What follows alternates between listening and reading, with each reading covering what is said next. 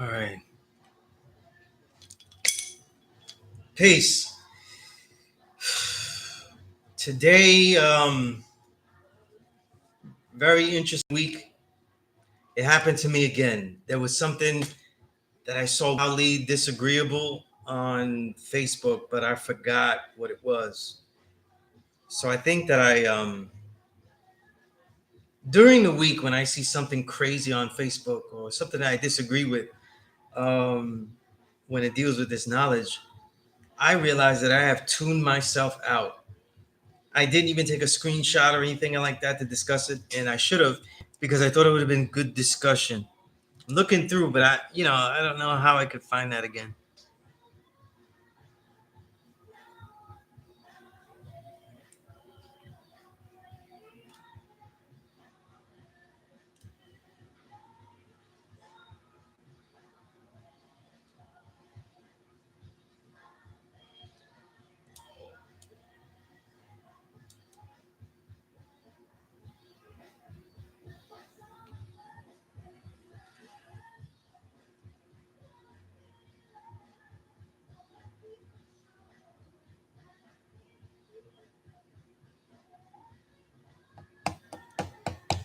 So, anybody have any questions and stuff?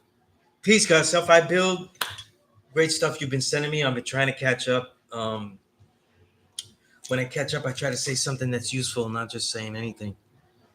Um,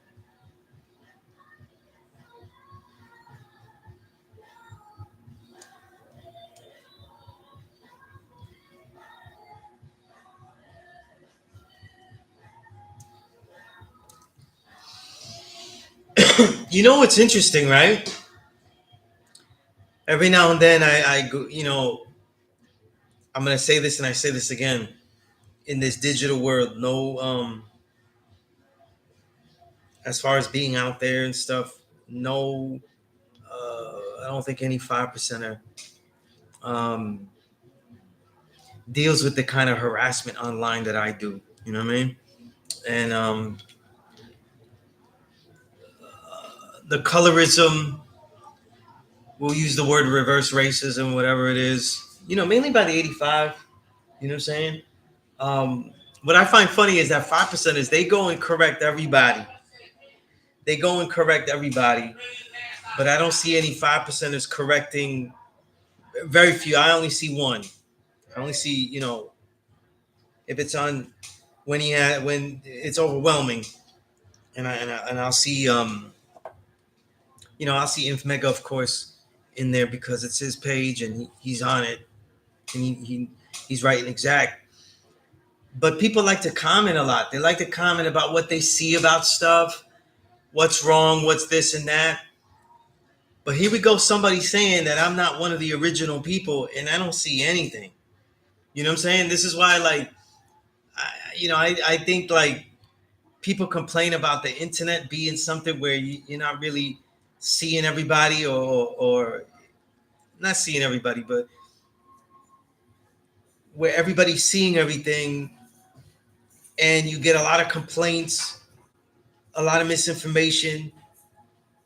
So-called 5%ers get on and they want to correct all the information, but they just want to correct themselves. They just want to correct other 5%ers. You know what I'm saying? They don't correct anybody else. You know, somebody says something wrong, they don't want to correct it. They don't want to. You know what I mean? If I say something and like if I critique something, whether it's 85, 10%, 5%, and I quote the literature, I quote the work, like a plus lesson. People take offense that I had the nerve to criticize somebody's plus lesson, as opposed to seeing if what was being quoted and stuff is being misused because it was an incomplete build, poorly written. And I don't mean like poorly, like bad knowledge. I mean poorly written. It just wasn't written good. Bad grammar, all of those things. You know what I mean? Peace to earth. You know, and I just noticed those things. You know what I'm saying? People think that I wouldn't notice that, but I do. You know what I'm saying? Um, People talk so much about the tenets of the 5%, and the 5%ers are always there preaching to the choir. but I don't see them correcting no 85ers though. And I'm talking about online. Online. We're talking about online because, I already know that people in Mecca here, in this borough, I already know people's game is weak. Their thing is in the whole New York City, everybody complains. But I don't see you with many students. I don't see you with any profound works. You know what I mean? And then I saw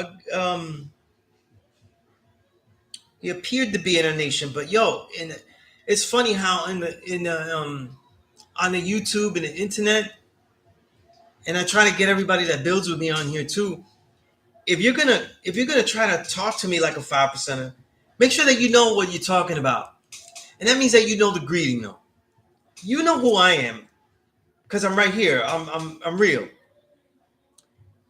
But you're not real. You have a name. It's very rare, like Self I Build or Wisdom Infinite Earth, that your name is righteous. So present yourself first, and then tell me what you think is wrong. It's funny that I spent like someone. They separated the last Power to Refine video that caused a lot of stir into parts, and I was looking at them. I was like, I haven't. Let me humble myself and see how much people hate me. And so I go online into the one about Hadith, that fragment that piece where I was talking about taking what the Father said or what we were told the Father said and making Hadith out of it. You know what I mean? Clearly, I'm very clear about what I mean. You know what I'm saying? Hadith is something that is sayings of the Prophet Muhammad, and there's argument about what Hadith is sayings are right and exact or what's not. And then obviously when I use it, it's in the context of people are making Hadith of the Father in that fashion and saying this is set in stone, and what anybody else says that the Father said or taught is incorrect. It doesn't matter what anybody else says, even if they were the ones that taught you. Like we're gonna deal with this traditional embrace of what we say was done only, and verifications. All right, that's what the whole bill was about, and people are still doing it. People are still talking cosmic and epic to hide basically threats and stuff. Like it is so it shall be and stuff like that. But we're really, when they're talking to gods like me or gods like others, and people wonder why I have a tough. I show my inner tough facade, my inner toughness outward in my facade, because people have a way of being threatening about it. You know what I'm saying? That's what people don't understand. People have a way of being threatening with that, and I won't have that. You know what I mean? I won't have that. You're going to use science and pure logic here. Anytime you build with me, you're going to make it scholarly, or we're going to have a big problem. We're never going to get to that step. We're never going to get to that next step. You know what I'm saying? So anyway, I'm saying all that to say that everybody wants to correct everybody that says they're 5%ers. I see the majority, my peers, certainly now people that are younger than me that I did not teach, and I keep it real, people that I did not teach. And they're going around telling people what it was and what it is. You know what I'm saying? And they weren't there for anything. They weren't with anybody that was around. And then the people that they're getting it from that was around, let's be honest though, they have picked and choose who they thought was valid. That's not a complete teaching.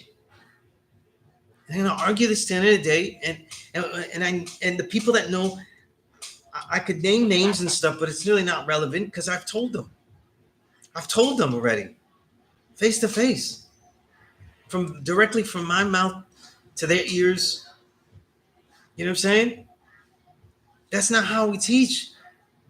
And if it's how we teach, then the way that we're teaching is incorrect. The way to teach is to teach the entire reality and then go into how I see it, and then how you, student, can prove it, leaving the onus on the student to be a better student, to be able to teach, learn themselves, meaning teach themselves, be their first great teacher, if they ever had a great teacher.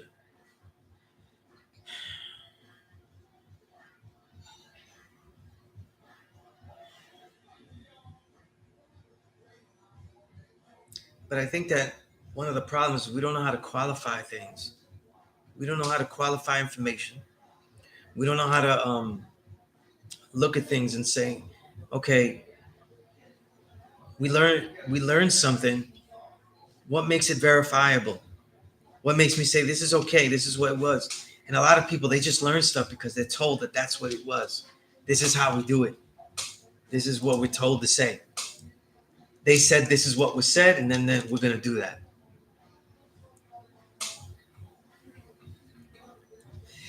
So anyway, if anybody has any questions, I can't remember what foolishness I saw on this Facebook. You know, that's for damn sure. I cannot remember.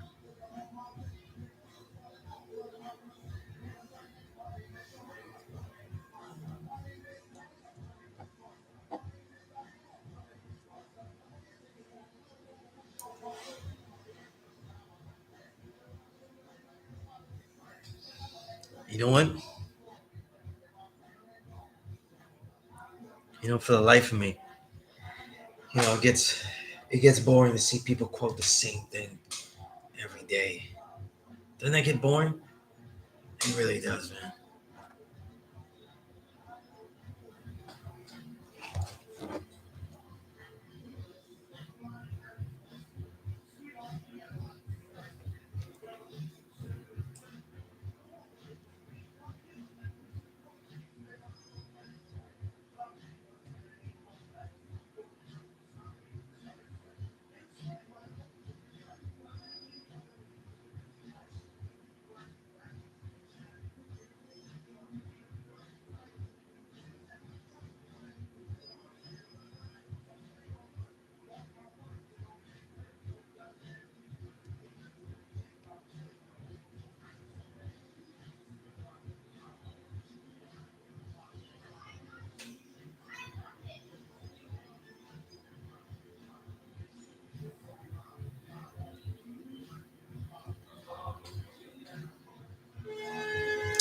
Self, you said, what are some of these qualifying methods?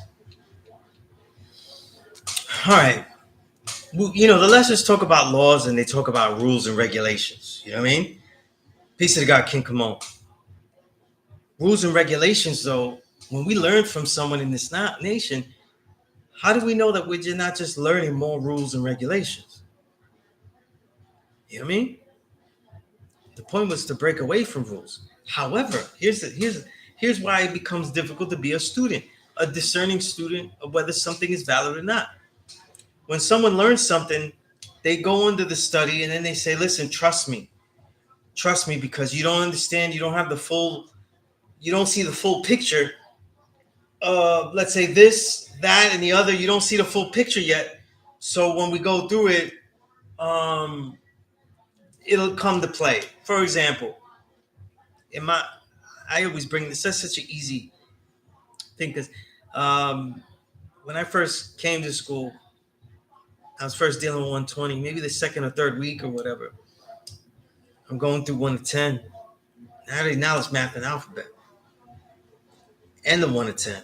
But I'm going back looking for questions and stuff. And I'm just trying to make questions, you know. This is what Knowledge Me always wanted us to do. And I asked Knowledge Me, you know, they say 2 million Indians and stuff like that, you know. And no one's referring to me, you know what I mean, directly, you know what I'm saying? Obviously, my hair culture is Afro-Indigenous, but it is certainly marked and visibly indigenous. So I tell him, you know, shouldn't it be Native Americans and not Indians?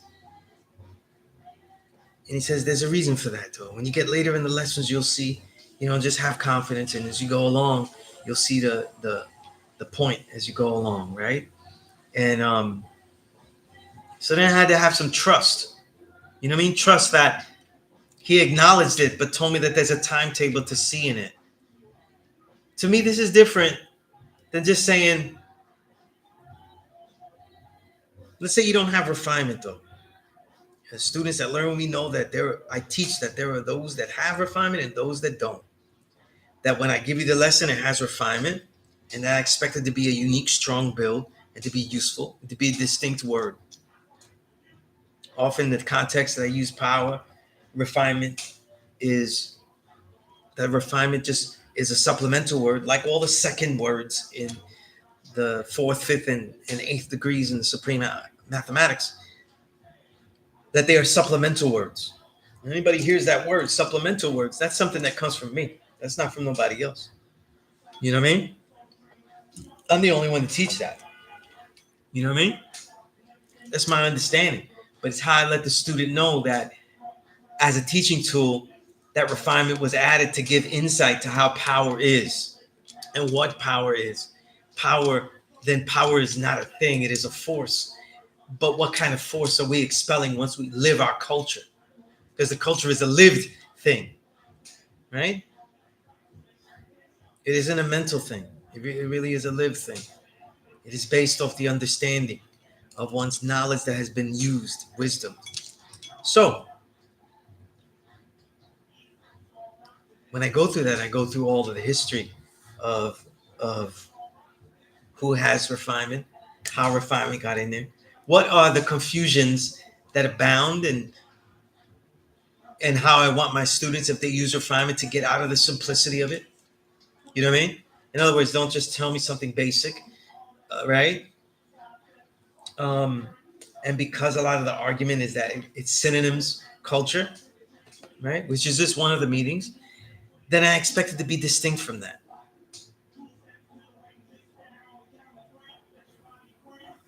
So when I say that, that's the kind of teaching I'm talking about.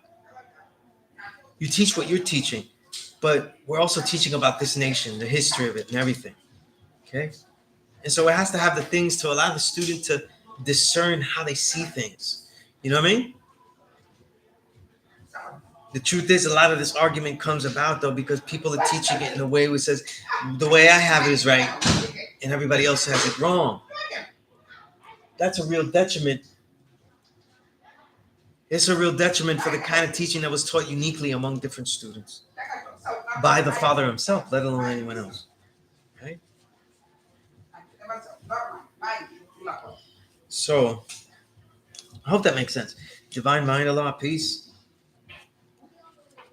Malik, peace, God. Great to see you here. Wisdom Infinite. You said today's math, wisdom is how your words and actions become habits, which formulate your character and establishes your day-to-day. Yeah. Absolutely.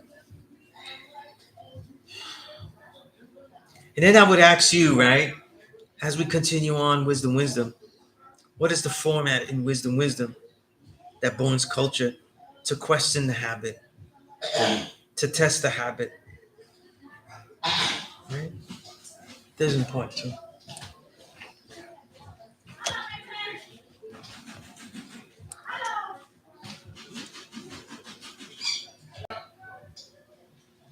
Well, yeah, I'm trying to go around. I got it.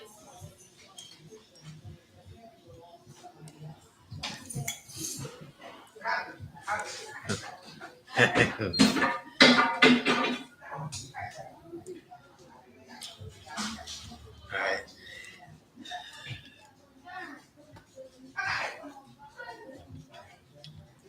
Yeah, but it's crazy. I will say that lately, I don't hear much about people building. I hear about negativity. I hear about what people disagree about.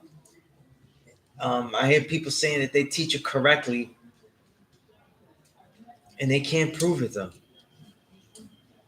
They say power is the truth, but they can't prove that power is the truth and knowledge, wisdom, understanding, culture is not. how equality, God, build, born is not the truth. So then now you just use it. It's just rhetoric. It's just sloganeering. You know, this is the challenges that I expect out of teachers, and I got to speak to them. I got to speak to them because all I get is darts. Though I don't get like, no, it's not like anybody that disagrees with me has given me a thesis inside. You know what I mean?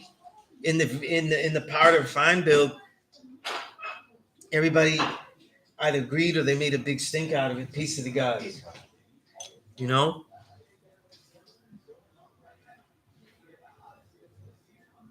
And I know that when people realize that most of my vitriol was not to anybody that disagrees with me, but people who are a particular person that's disagreeable. And now people leave me alone. But then nobody wants to actually have a fair discussion. You know what I mean? And I'll tell you that. Nobody's emailing me a thesis to show and prove refinement don't belong in there. Quoting a plus lesson, not going to do it. Not going to do it. I've been around too many elders. I was with elders that started this.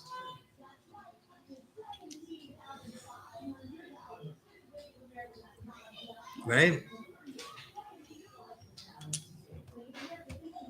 But I look online and all I see is negativity. You know? And I say that because somebody teaches something wrong, 85, nobody corrects them. You know what I'm saying? I know because I'm in the field all by myself. Right? People say lies about this nation, though.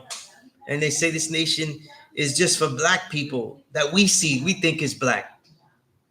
Black American. So now the nation of God's and earth, this nation is a black American thing. You fucking kidding me?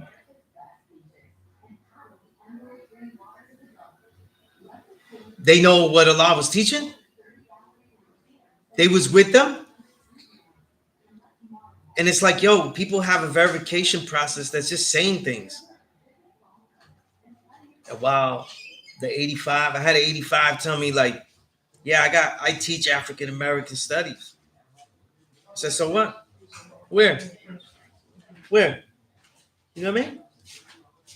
Where are you teaching that? Like I haven't taught it in the university. You know what I mean? Is one you prefer particular coconut water or coconut? Oh, I appreciate you, God. This is the drink, God. The GT is the drink, God. Appreciate you, God. Mm-hmm. You know what's funny, God? I was thinking about you because I haven't worked on it. Wait, I'm gonna get new equipment, but like it's something I'm working on, my next album and stuff. And I'm like, yo, I gotta get the God to do the cover. You know what I mean? Okay, good photo for the cover. You know what I mean? Like, get a lot of art and everything, but now I need like an action photo. You know what I mean? Okay, yeah. But I'm still working on it because I want to get new equipment. I want to get all of my new equipment. You know what I'm saying? So now I'm just writing. Oh, because you record yourself for your studio. Okay. Yeah, little home studio. No doubt. Yeah, your music is phenomenal, Lord. That's peace, God. You heard the new album? Yeah. Yeah, of course, Lord. Yeah. Yeah. That was fun to make. That was fun to make. Yeah, that's peace, God.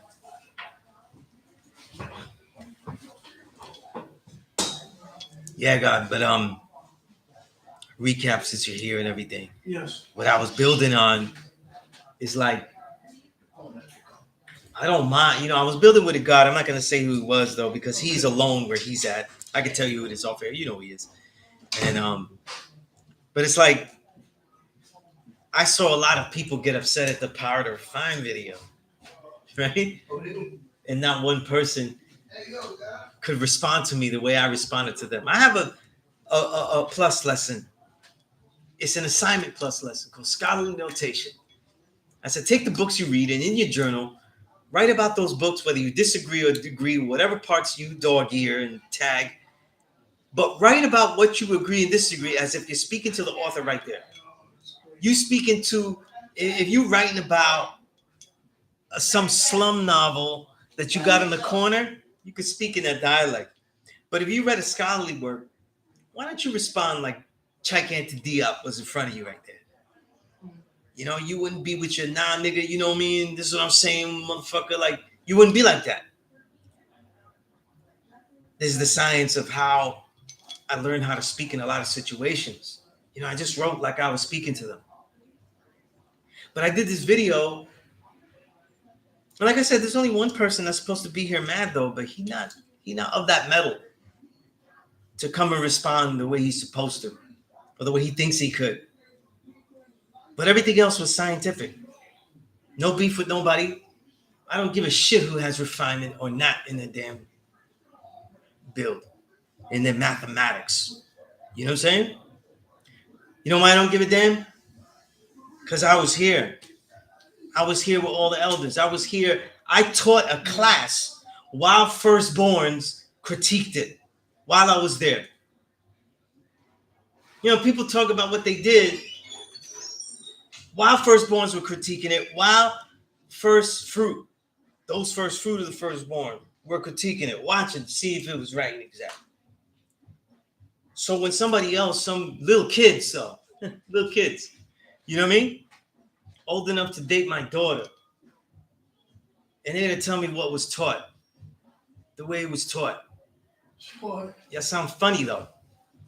What you need to do is have more strength though, and write up something and email me a thesis, sunez97@gmail.com. Email me a thesis of why I'm not right and exact, why this shouldn't be in there. But it's the same old thing. Look, it's unfold the Sham God scroll, and that's all they have though. That's all they have. There's no real understanding. Supreme Math is a spell book. And the spell doesn't work, though, if you put refinement in it. That's what I get out of it. Mathematics is not a spell. The true and living God was building and in existence before Supreme Mathematics. The Father existed before Supreme Mathematics. The original man was God before Supreme Mathematics.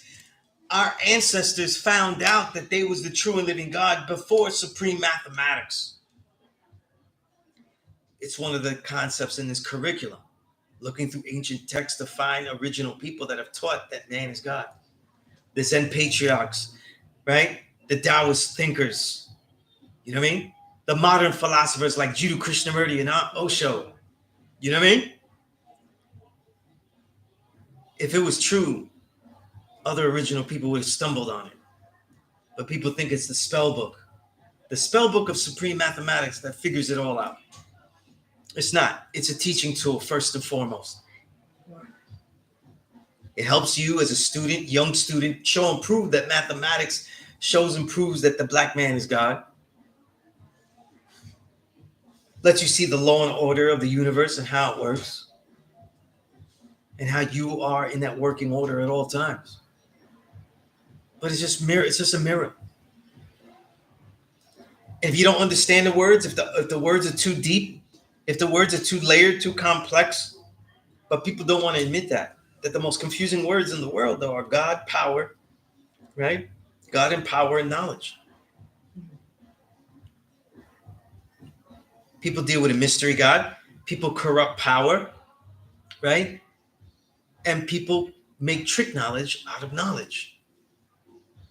So those words need more detail. They need detail. They need study.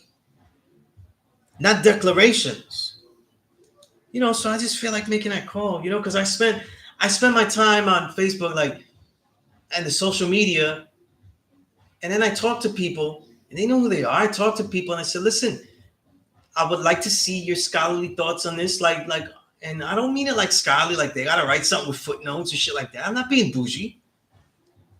I'm saying like, yo, you give me a real build on it, though. Don't tell me that this person said this thing. I was here for all the people that were saying this thing. And now that they're all dead, though, Everybody loves to come around and say that this thing that they said wasn't the right thing. And they want to talk about me. I disagreed with Allah B when he walked in and disagreed with me on certain things. Nothing to do with Math Alphabet 120. Pedagogical ideas. But I didn't see nobody arguing with Allah B. I didn't see nobody discourse with him. Everybody was all shook. Umalal had a master's degree. Taught me something that was very boring. Bylaws of this nation. In the law school in Mecca board. Sat down with me and taught me all that. But he was an idiot though. He didn't know how to teach though.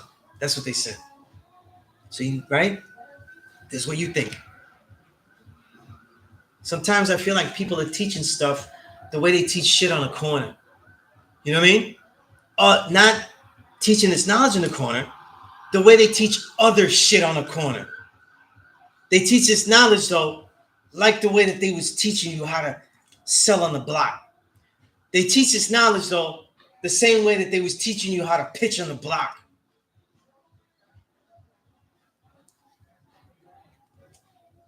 And I see it though. You know, a young person that disagrees with me, if they was tough enough, they wouldn't declare the builds more. What they would do is write me something. Dare to go into my field and write me something that shows and proves refinement don't belong. It shouldn't be 5% nation of gods and earths. They tell the history of the way this nation is named. It's because of this, because of that, though. And they wasn't here for none of that, though. You know what's crazy?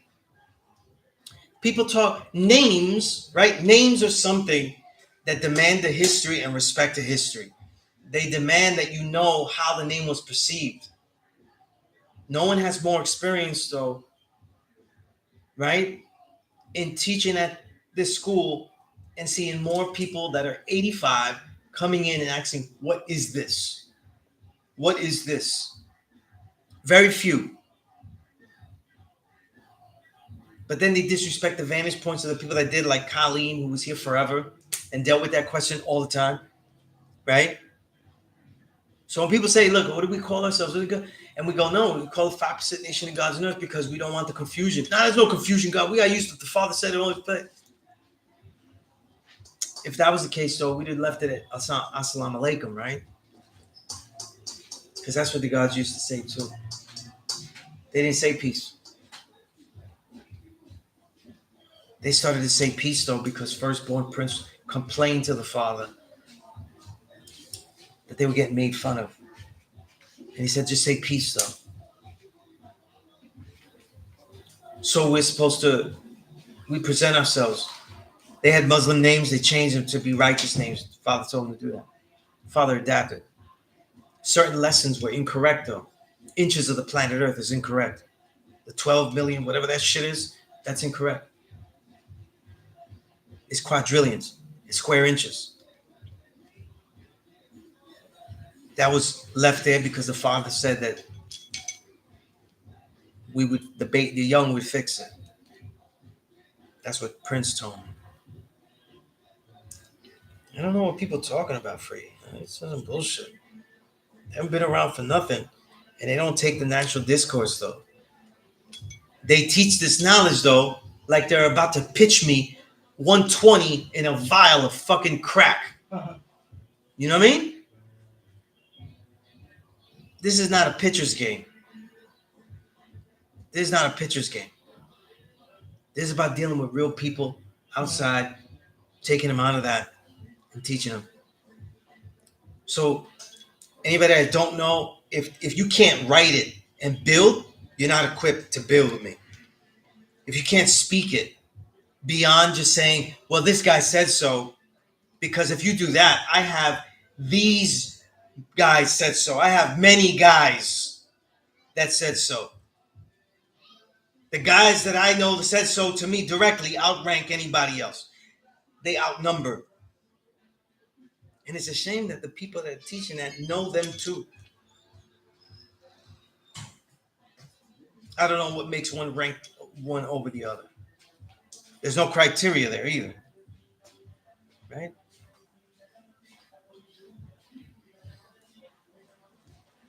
You write me something, you build, speak civilly. Our number one institution is education, though. And I'm seeing it defiled as we go along. Right? And you know what? The people that bark a lot of builds that are just really, like I said, hadith, making it religious. Yeah. Right? They could use more demure. Right? They could use more demure. Right? More calm, more class, more patience. Listening to the real reasons and the viability. Right?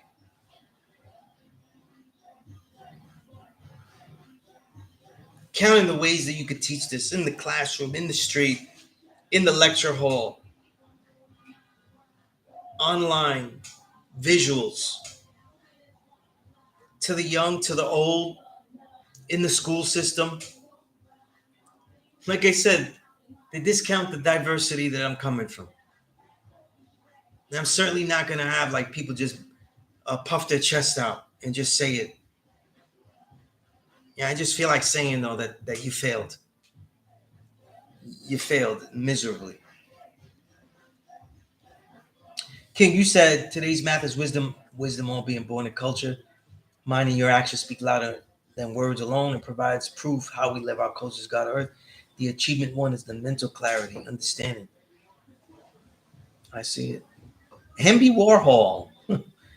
Okay.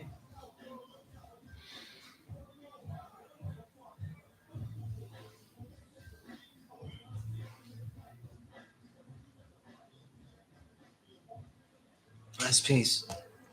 Yeah, I saw something crazy on Facebook, man, and I didn't even, I didn't even screenshot it.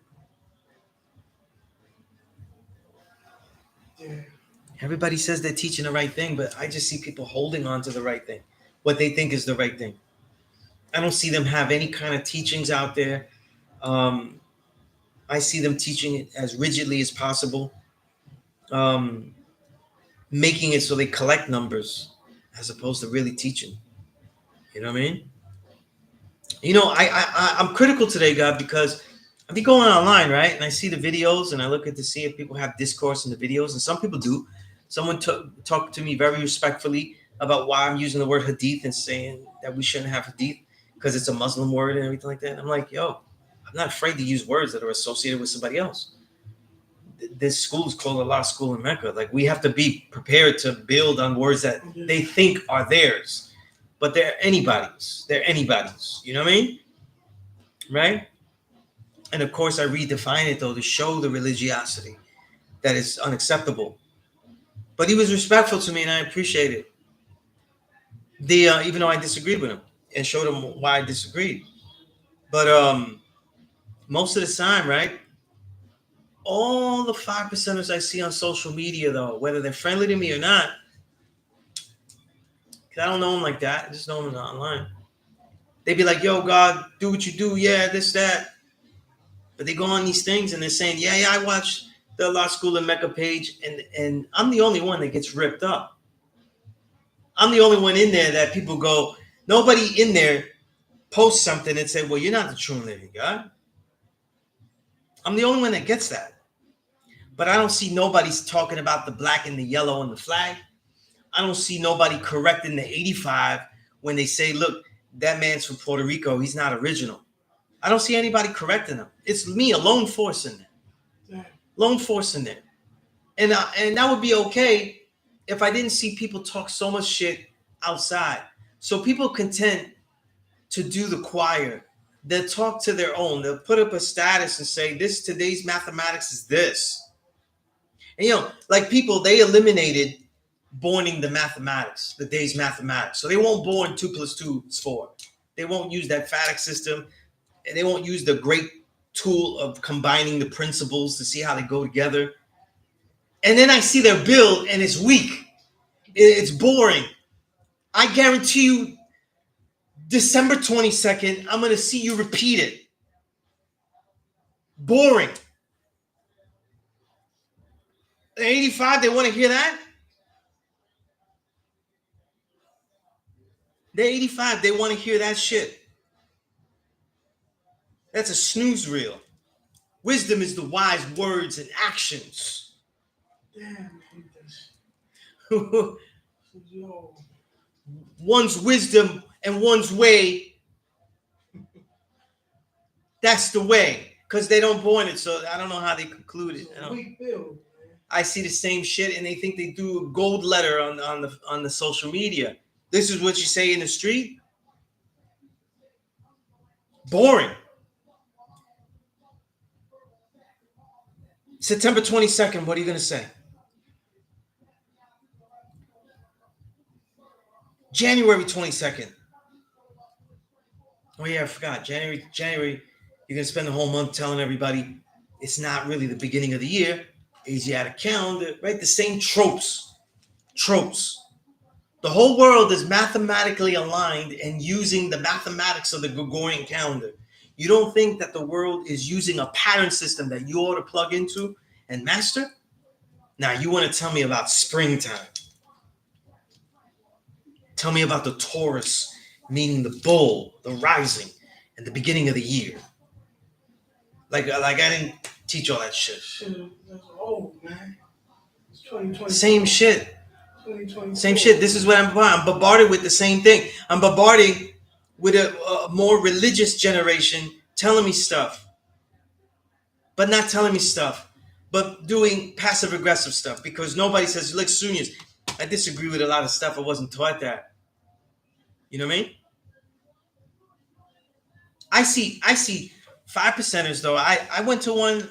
I said to one, I know where his teaching's from, and I said, yo, you agreeing? Like I'm taking it to the real world now. I said, you agreeing with Lord Jamal on that bullshit he put up? You know what I mean? Lord Jamal has no scientific credibility though. And mining the truth of what happened in an actual culture of arts that is countercultural, that takes real ethnomusicological work. It's like excavating. You got to know what to ask, and you got to know how to ask and counter ask, right? So you go like this, right, to somebody. Let's say he was a DJ, right? So what you were seeing as a DJ? Well, I wasn't seeing no Puerto Ricans doing what I was doing. Well, when you was a DJ, though, right? Where were you though when you was DJing though? Because being on the stage is different than being in the crowd. You know what I mean? Being a dancer in the crowd. They never asked the first dancers, yo, how long are you in this though? And what type of dances you did that you say you started this? I guarantee you, it would look a lot like the same fucking dances that they were doing in Saturday Night Fever. You feel me? Yeah. The dude didn't make a breaking in two parties. No, but they don't ask this though because they don't. They soundbite. And I said, yo, just forget about the hip hop shit. That man teaches us a flat earth and that mathematics starts at 0. So how do you know that what he's telling you about this topic is sound of scholarly mind? Right. Well, he's showing receipts though. And I grew up there and I know because they're not. Oh, okay. So now you added up that you lived there and you didn't have favorable experiences with the Puerto Ricans. Okay, I see. Okay. You know what I mean? You know how foolish that shit sounds? How anecdotal your personal fucking life? This is what I get from 5%ers though. That's why I look at them and I say, you take away the exercises of borning the day's mathematics, you take away refinement though, and you just are Cyclops with the glasses off, just looking at everything and burning everything. Sloppy.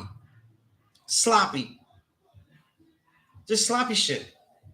And I know it's hypocritical. I know it's hypocritical. Because let me go online one day and teach that the earth is flat. Right? They'll be all Kramer out here burning Puerto Rican flags and stepping on them. You know what I'm saying? They'll be go back to Puerto Rico, Sunez. They'd have send me back free. You know what I'm saying? It's a bunch of hypocrites though, and they don't know that they're doing hypocritical shit. They have no idea that they're being hypocrites. You know what I mean? Imagine if I got knowledge of self and I judged it based on the experience that I had with Black Americans growing up.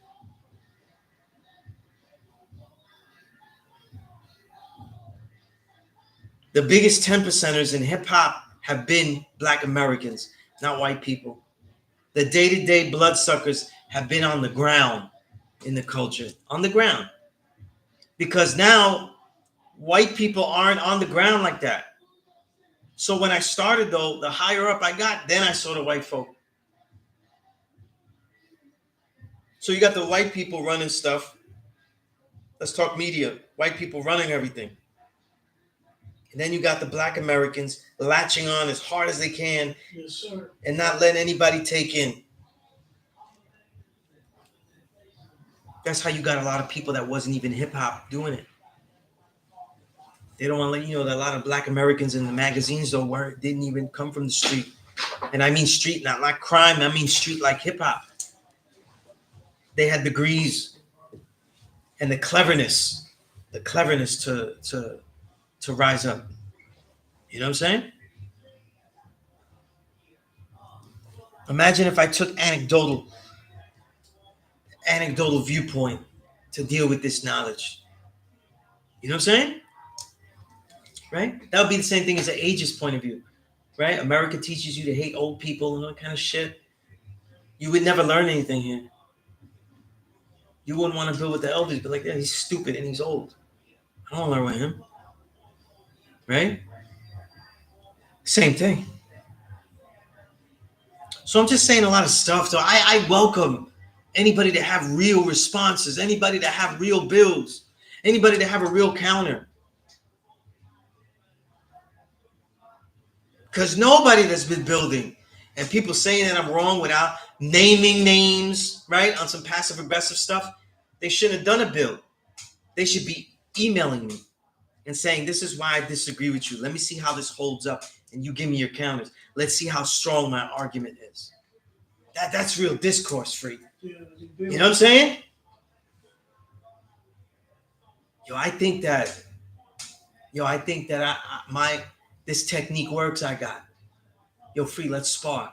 Ain't that the way it goes? I think this works though. Let me try this, I think it works. All right, well, How what are you talking about here? What are we talking about here? take it to the math, yo. Just, but yeah, I already discounted what they can do. They're not allowed to show me a plus lesson from somebody else. You know what I mean? I can show and prove my mathematics without even talking about knowledge me. Without talking about Dumar, Infinite Al Jamar, Firstborn Prince, Firstborn Al Jamel, Wise Jamel, Freedom Allah. Nobody's doing that. Nobody's able to do that. And the way to teach the student ends up being the same way. And so the student is attached to whoever taught him this, though, for their strength. I tell the teachers, I said, that's not the best way. That's not the best way. You will age. You will not live holding on that way. The way to teach is to push out, to push the student outward. These are my rants, though. It's wisdom, right? The victory. Because right now, free, I'm the one that won. Nobody won. Because nobody steps in. Nobody steps in. All right. C.I. Wise, peace God. You said, did I see the recent YT Drez and Chi Ali interview on Lord Jamal's statement? Does give the wisest answer I've heard straight. God Degree 1 to 14. I haven't though. You know, I did interview Che Ali when he wrote his autobiography though. You know, very respectful, very peace, you know, but I don't know what he said. Ajax, you said all the whites I know him are highly skilled in the craft, respectful and real toward the culture. I'm gonna say something, Ajax. To most people that don't know hip hop, that sounds like a crazy statement. To hear that there's white people that are actually good in some respect or some large amount. But in my experience, though, the people that do hip hop in the underground, that do it very well, that are white, they've been respectful. They've been respectful to it. You know, that whole thing too, where people are guests in a culture. I don't really agree with that. I don't really agree with that. You know, I don't agree that people are guests in the culture because to be part of it, though, you already know you're doing something that's black. You know what I'm saying? Right? Some of us are co-creators in that. Some of us are just people that learned it and do it. But the culture was for people that didn't have a voice, though. So it could be for anybody that don't have a voice. You know what I mean? Once you make culture, it's for everybody. You know what I mean? That's like saying kung fu is only for Chinese people. Nah, man, everybody needs to defend themselves. And if you could learn it the way you learn it the right way is understanding the Chinese culture, understanding the Chinese way of peace that comes along with the kung fu culture. You know what I'm saying? So when people appropriate, to me, like for example, when they appropriate kung fu, it's not if they wear a frog button shirt or nothing like that. Man, for you know, that's what we was wearing every day. You ain't gonna find a picture of me in the 2000s, either a suit or kung fu frog button gis. That's what we was wearing every day. But the way it's appropriated is if you learn this though, right? This way, and you deal with it violently. You know what I'm saying? Right? You don't prevent fights though, you instigate them. You know what I'm saying? Right? You don't give mercy to the opponent though. When in doubt, I'm not mercy is not when you're out there at 3 a.m. and you defend yourself. There's no such thing as mercy at that hour. You know what I'm saying? You got to get home, you know? You got to be alive and you don't know what the hell that person's dealing with. I'm talking about like other situations and stuff, you know? Moments you don't have to fight, you know, moments where you could just leave because you saw everything. And if you really do martial arts, you know what I'm talking about. You know what I mean? You see things faster, so you leave earlier. You know what I mean? But this is the kind of shit that I'm talking about. You know what I mean? The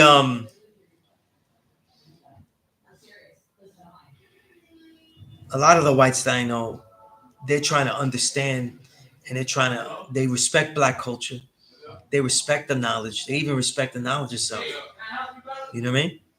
So, you know, in a large respect, I would say, yeah, I wouldn't say it's all white people. You know what I'm saying? Certainly couldn't say that. You know? But I send me that link though. I would check it out. I really I get a headache watching things with Lord Jamal. You know? And like I said, yo, people talk about like, oh, Lord Jamal showing the receipts and stuff like that. And I'm like, yo, where were you? Where were you in all of this hip hop shit? And I'm talking to black people though. Where were you? Where were you but consuming? You know what I'm saying? Where were you but buying shit that I was behind the scenes buying shit that I was part of writing though? People always want to tell me like I'm black though. I made this and you don't know and this. And I'm like, yo, you literally say shit that repeats what other people said. And I was in those rooms though.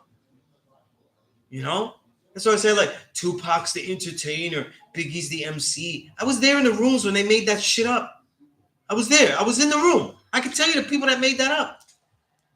So they could sell the magazine double XL copy. Biggie is the GOAT. That was the copy. So they had to like devalue Tupac, who had better records, who spoke about more things, who endeared himself to more people, who related to more people, who had more charisma, right? Who made up more technical techniques that were unique and prospered. His inflections, his stylings, right? These are the things that endeared with him with everybody. better songwriter, except he didn't have all of the complex layering. While Biggie had the complex layering, it was to say nothing, very little. Because sum up his topics in one sentence. You know what I mean? So these are things people are taught to say. People don't look deeper into this thing, and they don't respect the people that's going in there. I've been with a guy that I know for a long time, and he goes, "Yeah, well, Jamal got the receipts. If those are receipts, though, then what about my ledger? What about my ledger? I got the whole ledger. I got 30 years out there in the field talking to these people, getting the research. You're not going to use the research first?" That's why when they talk about what they know about this knowledge of self, I'm like, yo, if that's how you deal with that, then how did you deal with this, though? You dealt with the toughest presentation, the angriest presentation. This knowledge is what's going to teach the babies. We got to teach it this way or else. Everybody else has it wrong. And then on the online, nobody is saying, yo, that's wrong. When Lord Jamal was having people say, now it went straight into racism, though. Had a guy on saying he's a DJ that was nowhere, saying that Puerto Ricans were the ones that brought roaches into all the houses, though. This is what the guy was saying. And Lord Jamal wasn't stopping him, saying, nah, you gone too far with this stuff. Yeah, but there's still no space right? Here. So if you bring your stuff, we can't keep it. You gone too far with this. So then I'm supposed to, I don't see you going, yo, hey, Jamal, you're going too far with this. You know why I don't see you? Because you already agreed. You was already agreed, though, that this separation is good. You know what I'm saying? And it's funny, though. I'm going to tell you why. This is why not Latinos, but Black Americans that look like me, they come to me to get this knowledge countless times. They got free. They got no South American roots. They got no Caribbean roots. They got Black parents, or they got Black and white parents, and they end up looking like us, free. Yeah. And they're like, I feel more comfortable learning with you. So now people have to make a judgment about a teacher based on the comfort, as opposed to saying not just the level of intellect, scholarship that they expect. It's a problem, though. And then a lot of people teaching, are you okay with teaching and people not knowing that you're a teacher? This is where we get into things. Some students know how many students I teach, though, that they have no idea are my students, though. And sometimes I tell them, listen, this brother's in your tree, right? Because I taught him too. You know what I mean? Because they do different things in the world. There are different levels of learning this knowledge or accepting it in the way that they'll live it out. You know what I'm saying? All levels, everyone, all human families. You know what I'm saying? White people. One great white MC. Not in the nation. We will build because his son is Black. Right? Yeah, his wife is Black, his son is Black. How to build with his son. How to teach his son the knowledge. You know what I mean?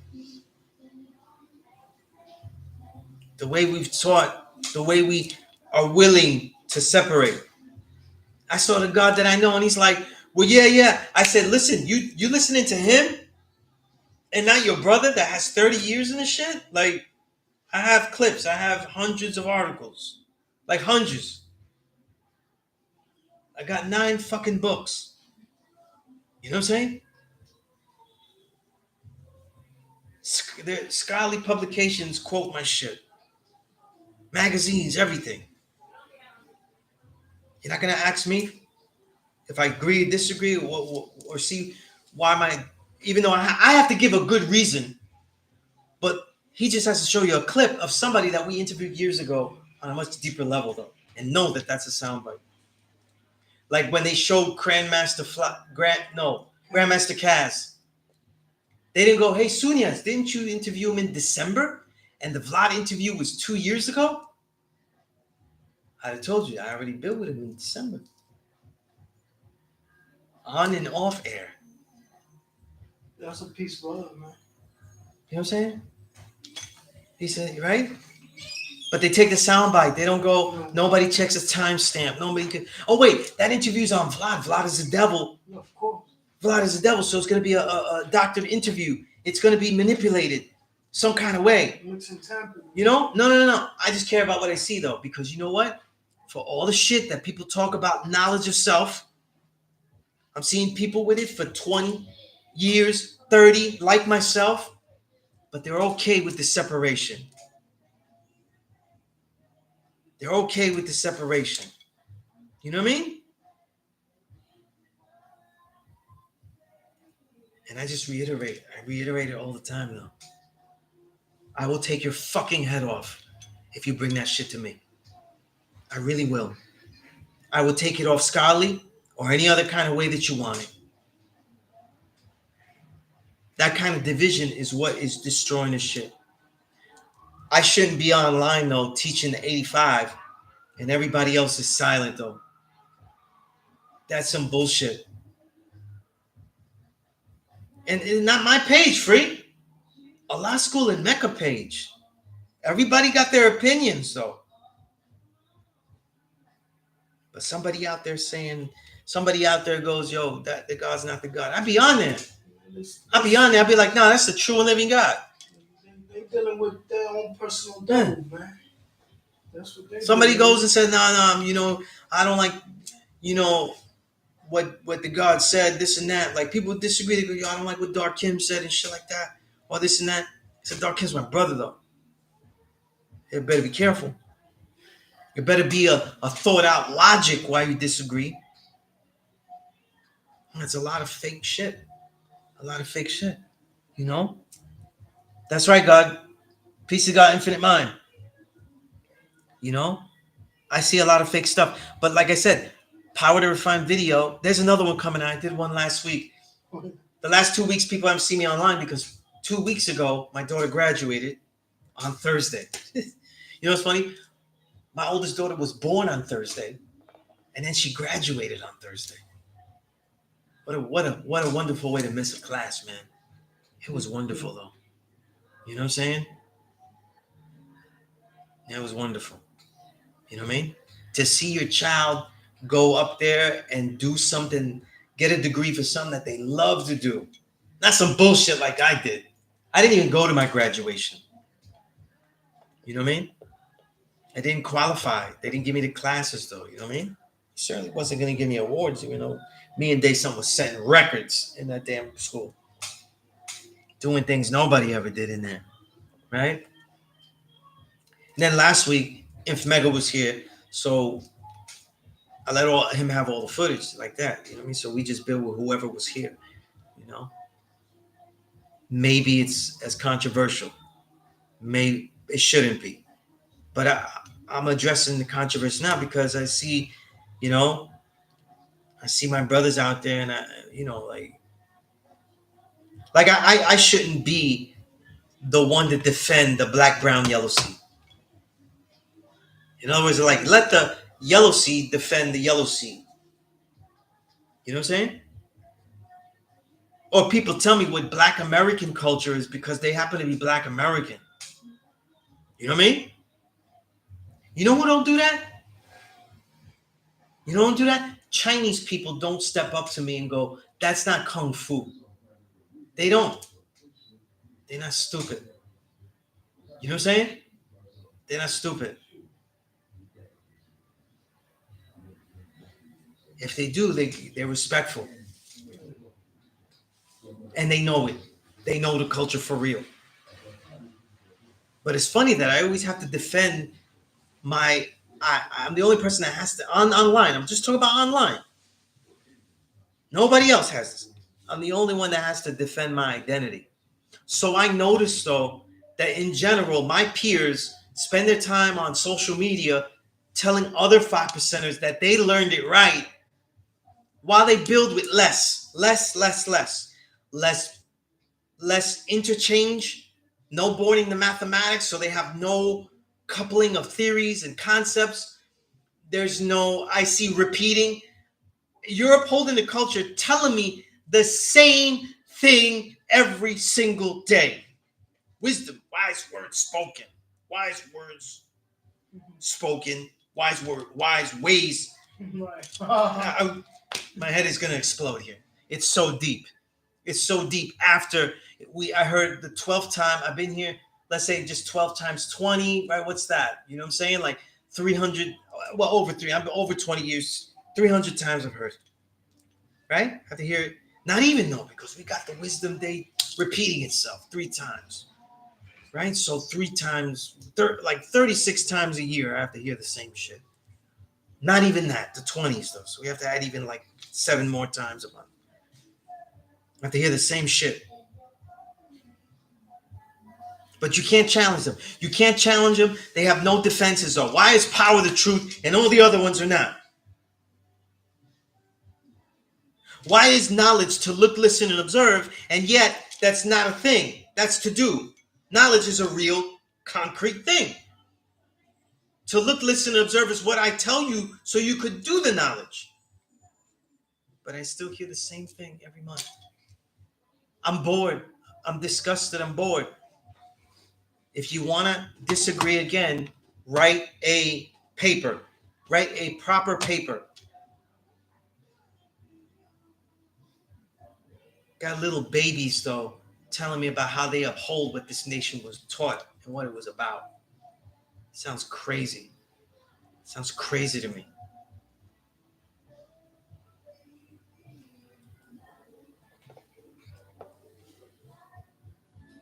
Sounds real dogmatic, man. Yeah, dogmatic like hell. Infinite, you said the gods used to be the peace with the magnetic. Now a bunch of tens dictate shit and the 85 follow.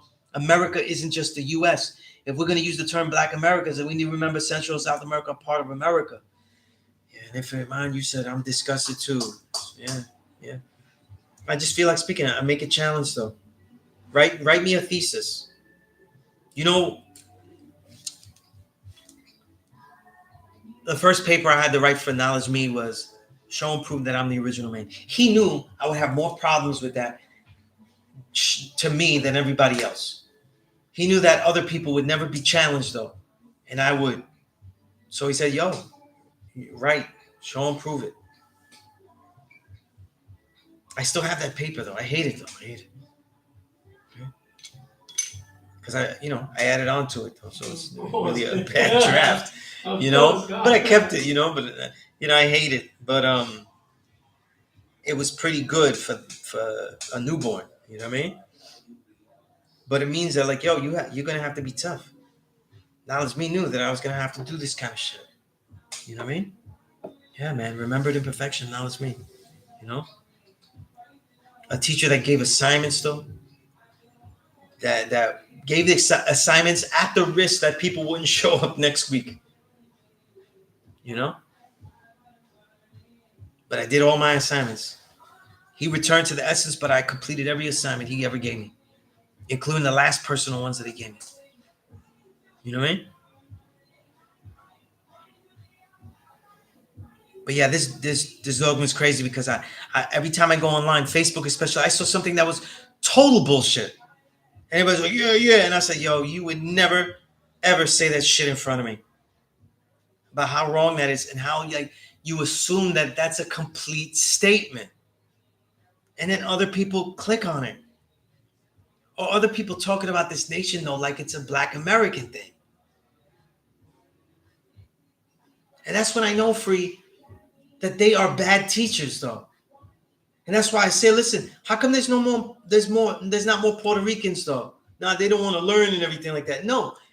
History of bad teachers. People grew up in Medina around all the Caribbean.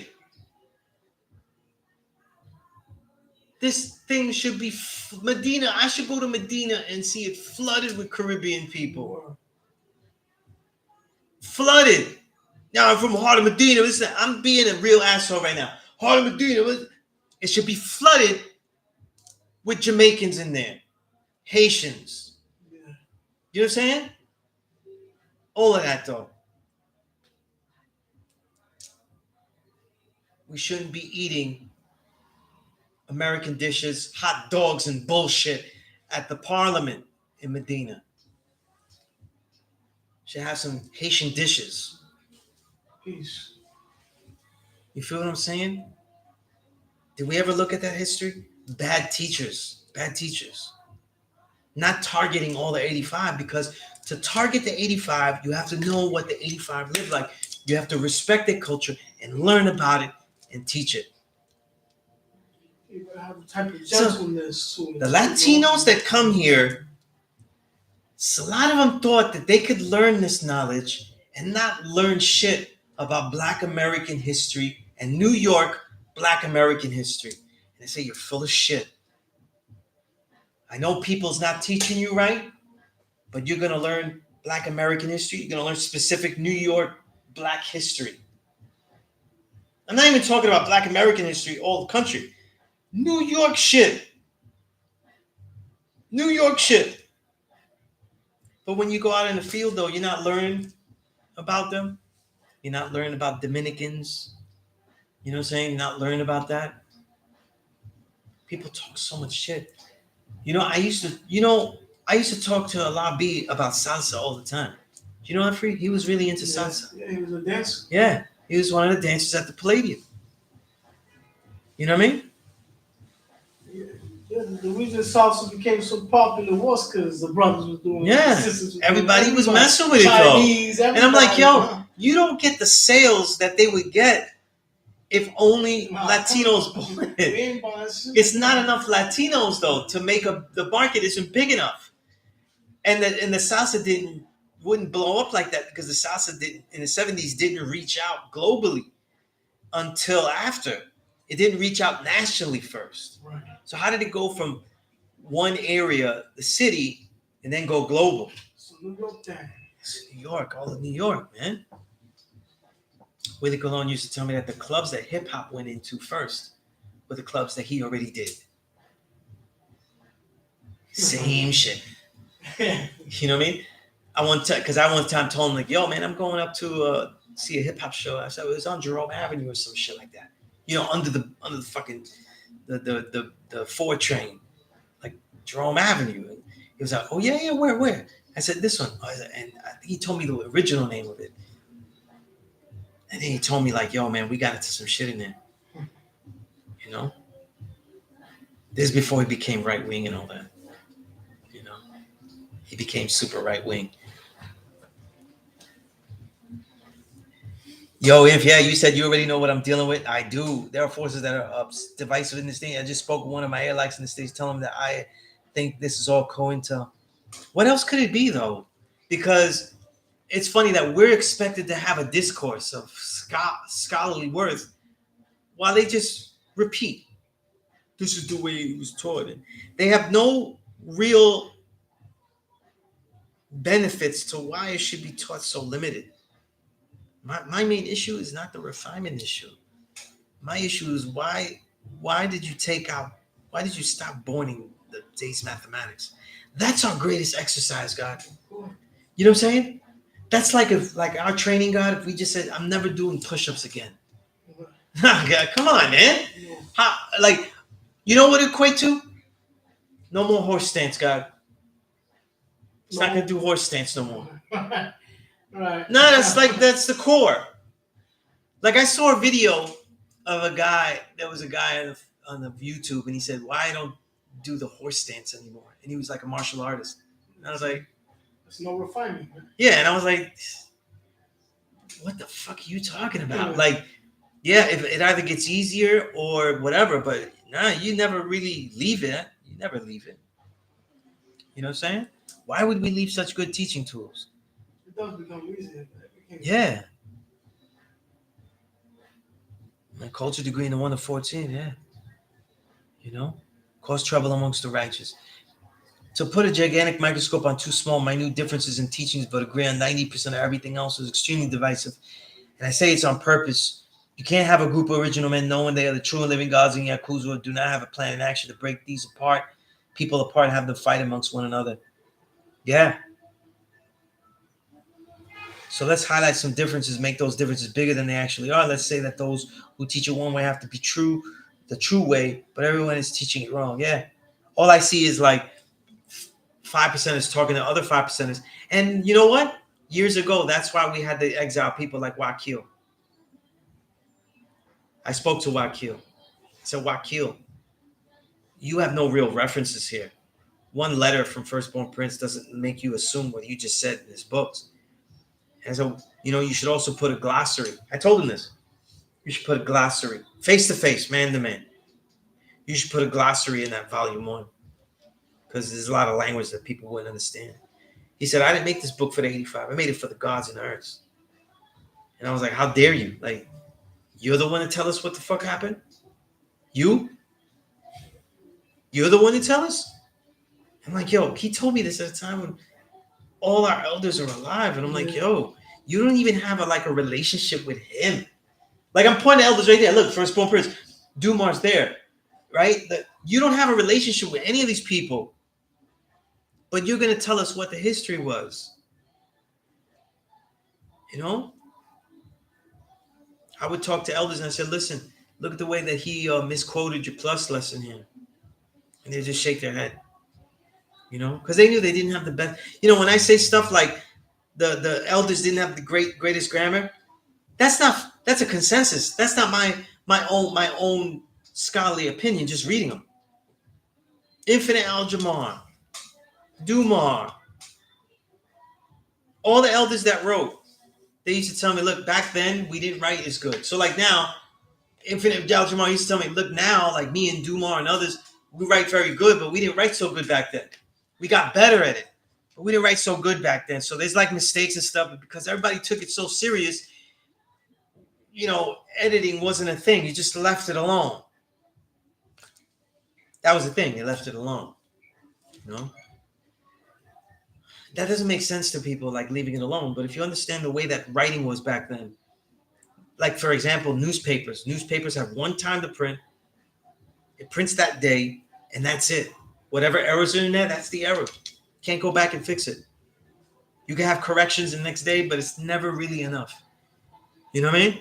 It's never really enough. And that I came in as a writer with that type of pressure. Whatever you publish, though, that's it. There is no correction.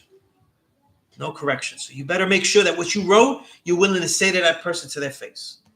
Well, you said their album sucks. I hope you tell them that. I hope you can say it to them.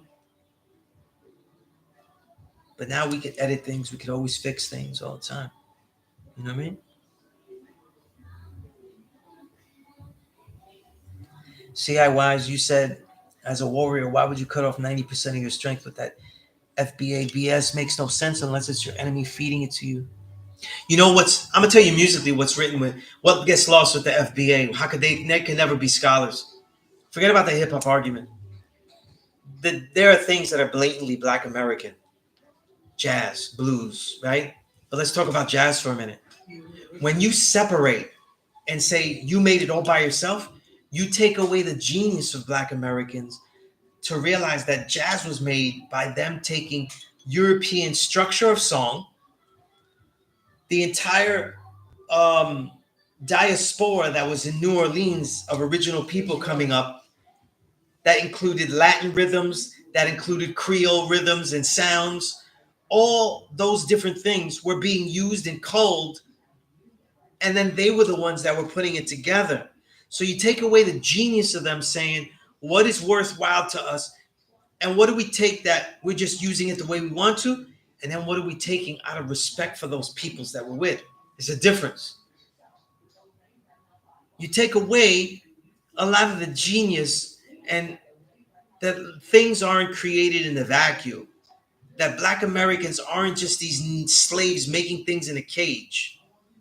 I think a lot of Black Americans too, especially FBA minded, they have this thing like, everything we made it ourselves because we're always in a cage. You describe yourselves like the animals that you were told you are.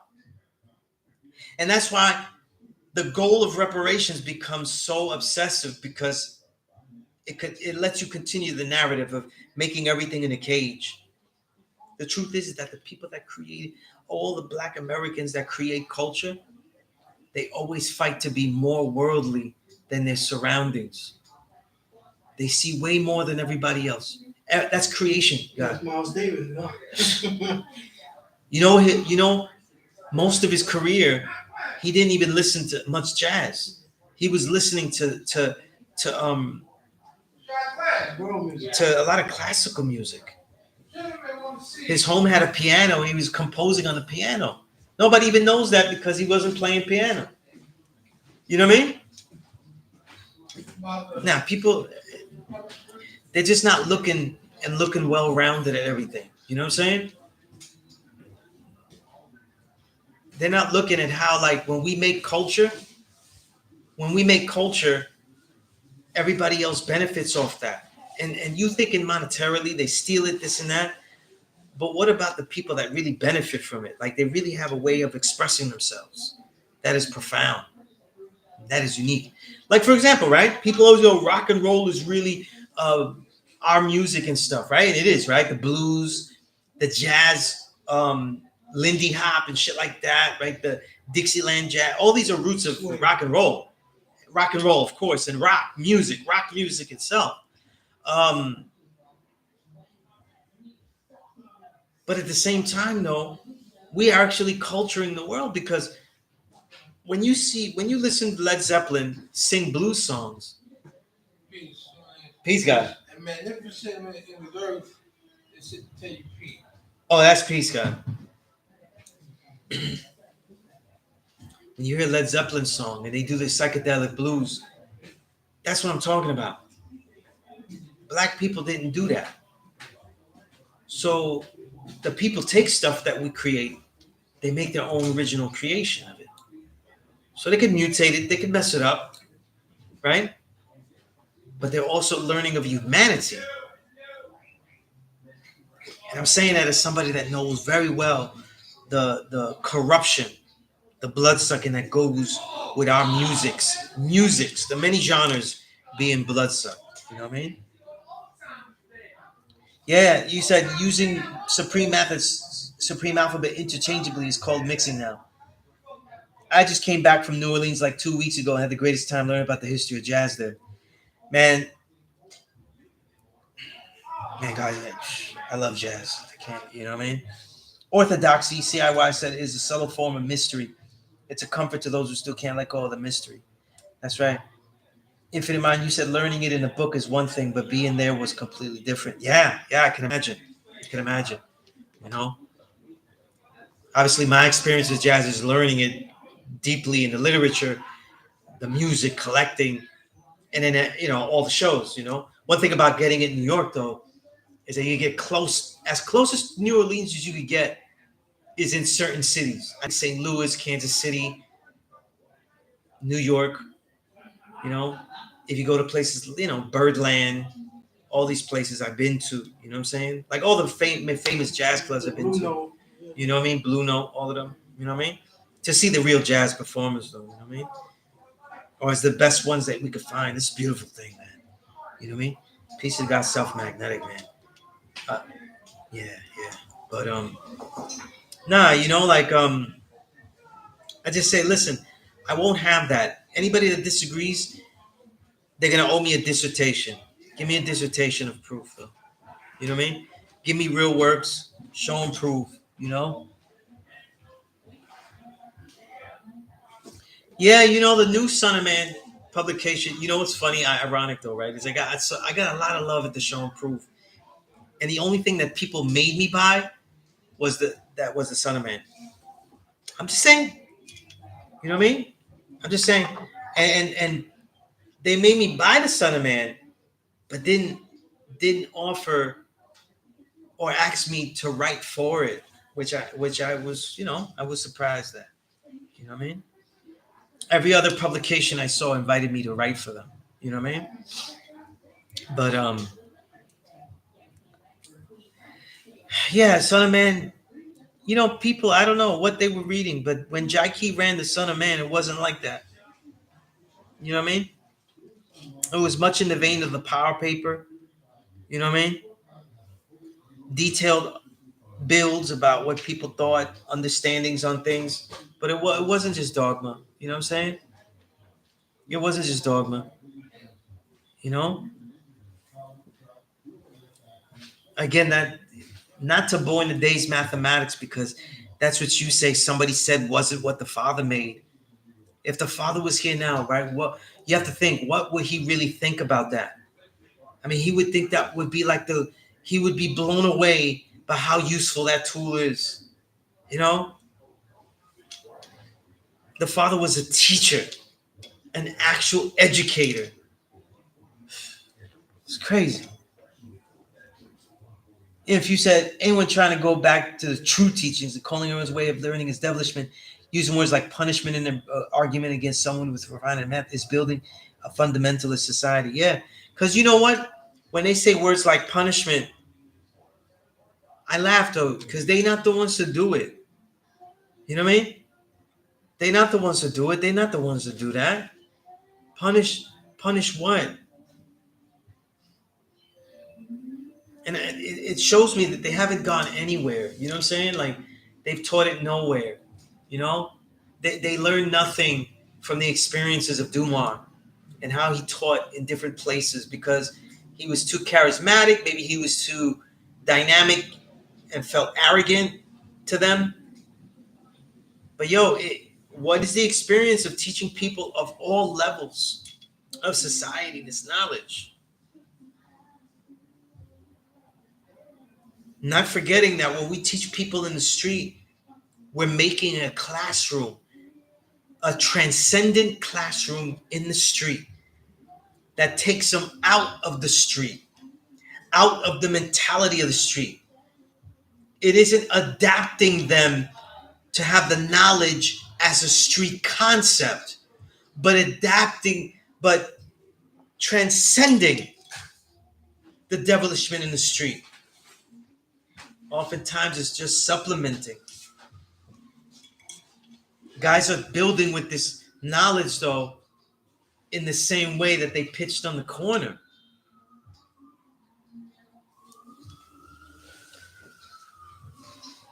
Yeah, they didn't build like that. Sounds like everyone is just regurgitating what the best person said if this is too new or different. Last person said if this is too new or different to the Orthodox, maybe different to the tradition, so only see it the way they got it. That's right. You know? But somebody has a different thought process. They need to. I'm only taking answers now in well composed thesis statements. At least 7 pages, right? We use the magic number since everybody deals with the spell book. Their mathematics is a spell book with 7-page papers. I gotta born it. Lord, Yeah, I don't know if they can. So yeah. and if you can't, how about a power paper? How about give me a power is the truth paper? Show and prove that shit. You know what I mean? Power is the truth. Power is the truth. Unbelievable. Every religious schism in history started like this: Orthodox, Catholic, Protestant, Sunni, Shia, Hinayana, Mahayana.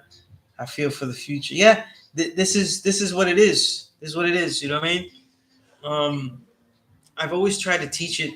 I know I always had a unorthodox way of teaching. It was very okay with whatever people chose to do. If they chose to live it out, you know what I'm saying? If they did live it out, then it had even more, then and lived it out and said that they were this, then I was more strict, right, Free? But what I'm seeing now is just like I don't see nobody building. I don't scroll Facebook and see somebody correct an 85. Never. They're just yelling at other people. Yo, where'd you get this knowledge?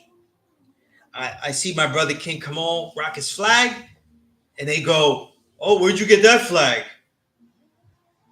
How you get a flag?" So, yo, you don't even know who I am. Ask me who I am. What's my name? I come in the name of, who are you? People talk like a chick in a DM. You know what I mean? They don't introduce themselves. Nothing. You know, I always said CIYs that we're not immune to that. Anytime that you have teachings, any teachings, doesn't matter what they are. Anytime you have teachings that you see as true, and Jiddu Krishnamurti used to speak about this. Anytime you see teachings that you say are true, once that you see they are true and no longer challenge them, they become belief. And whenever you have teachings that are true, that you seek to have and pass down as a tradition, there was always the danger of religion taking root. The enforcement of tradition are the building blocks of religion. You know, they're the building blocks of religion.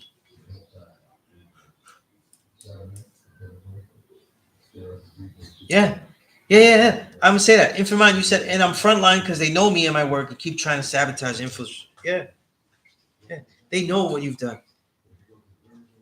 And yet, the way to engage an infinite mind is to tell infinite mind what the hell you've done. Don't tell me I'm wrong. What the hell have you done? You know? Teach students out there. When you've taught students, though, and see all the successes and all the fails, see them go to college, build families, right?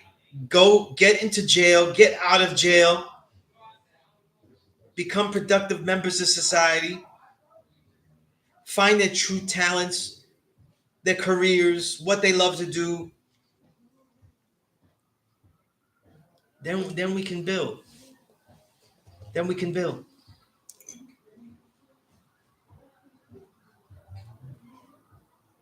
Yeah.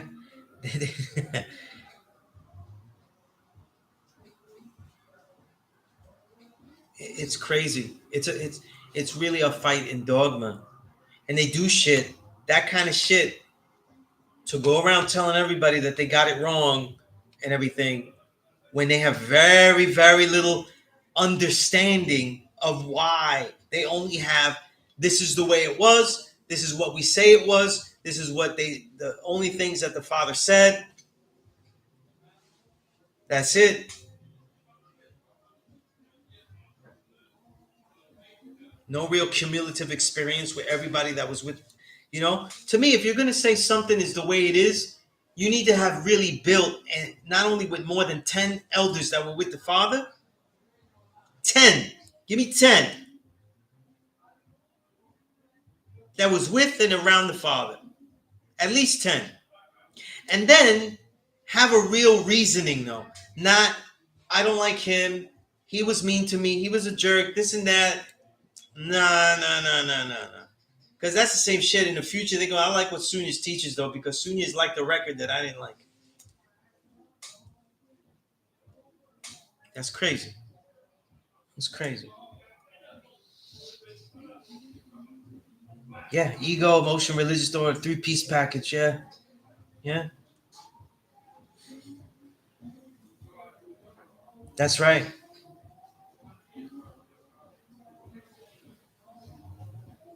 Yeah, that muscle shit. None of that. Because I got muscle too. You know what I mean? I got muscle too. I'm here this long because I have muscle. And I was willing to use it. So I'm not having people act like now they know what it is. And now they know the problems. The problem was that all these years that I was teaching, you were somewhere else, pitching, dealing drugs, in jail, being a savage, not quite righteous. And now you want to come and say, this is what it is. And now you have acolytes and everything like that. They want to say that. I don't always bear witness to everybody saying, yeah, I've been around since 70 something. Every time elders die that were building, somebody comes around and says they were there since 78. But I want to see you work from 78, 79, 80, 81, 82, 83. I want to see work from every year, because when someone goes back and I say, I've been here 25 years. every single year in that timeline, 99. Pick any year, 2002, 2016, 2012, 2001. Every single year, there is something that I have done that you could find that I did. Nah, this work. Where's the work? People come around, they're like, you had it since. So you're not an elder. You're not even a veteran though. You're not even a veteran. You know? You're not even a veteran though. I've seen musicians pull that off. I made a record and and I'm like, yo, you didn't do anything since that year. So you're not in this though. You're not in this. You didn't do anything. You're not a veteran though. You're just aged. You know what I mean? You just aged with a truth.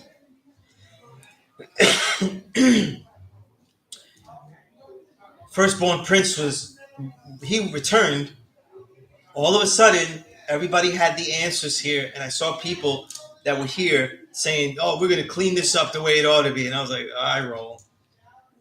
Here we go." And I remember Dark Kim telling me a long time ago.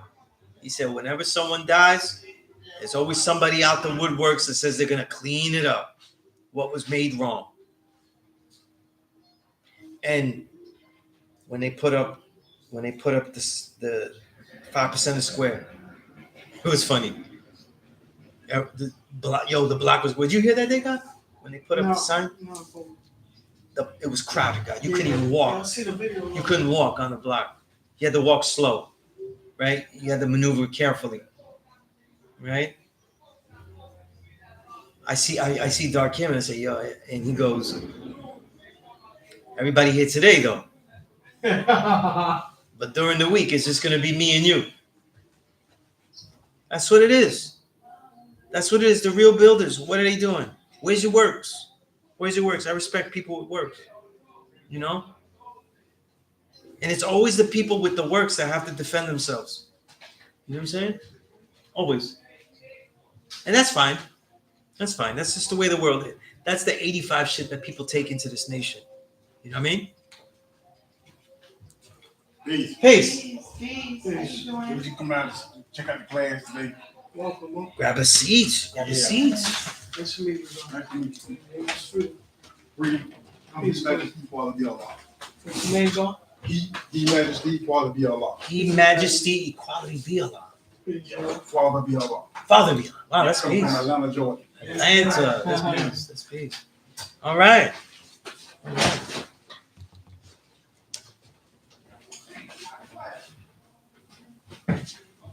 Oh. Have you ever? My name is Sunez Allah. I teach here on Thursdays. You know? How long have you had the knowledge? How long have you had the knowledge? I say knowledge type of year. That's peace. That's peace. Well, I always start off though, like in your journey here. This is the first time you're out here? Yeah. First time. Yeah, okay. First time coming home. That's peace. That's peace.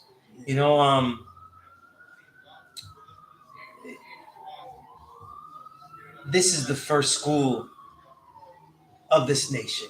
You know what I'm saying? And this school and the surrounding land was given to the Father. You know what I mean? And when people look at it though, they don't see much sometimes, But this is a school that, and it's just in my head now. But this is a school that has been offered many grants, many types of things, you know what I mean? And there's a lot of stuff that we did not accept because we wouldn't alter or have anyone have say in altering what we teach. You know what I mean? It's interesting to think about that. You know what I mean? Because this world that we live in, no matter how much people learn, no matter how educated they are, there's still a lack of confidence in the individual to say the one requisite that starts everything off. There's no mystery, God. It's the one challenge to all authority, all ideas, that no matter how plainly and nicely we say it, though, it's quite offensive. Because it's offensive when people are alone, though, and they think to themselves, I did all I can, though. What else can I do? Because that's when Jesus takes the wheel, though. He's supposed to do the rest, though. You know what I mean? Right? And they can't think of it like that, you know? But if you ever seen my class, or if you ever see anything that I've said or anything, if you ever have any question about that, let me know. You know what I mean? I don't know if you do. Like, you came in, as soon as I heard him say some crazy stuff, or whatnot like that. You know what I mean? But I always ask people their experience. You know what I mean? I think that as we have this knowledge, though,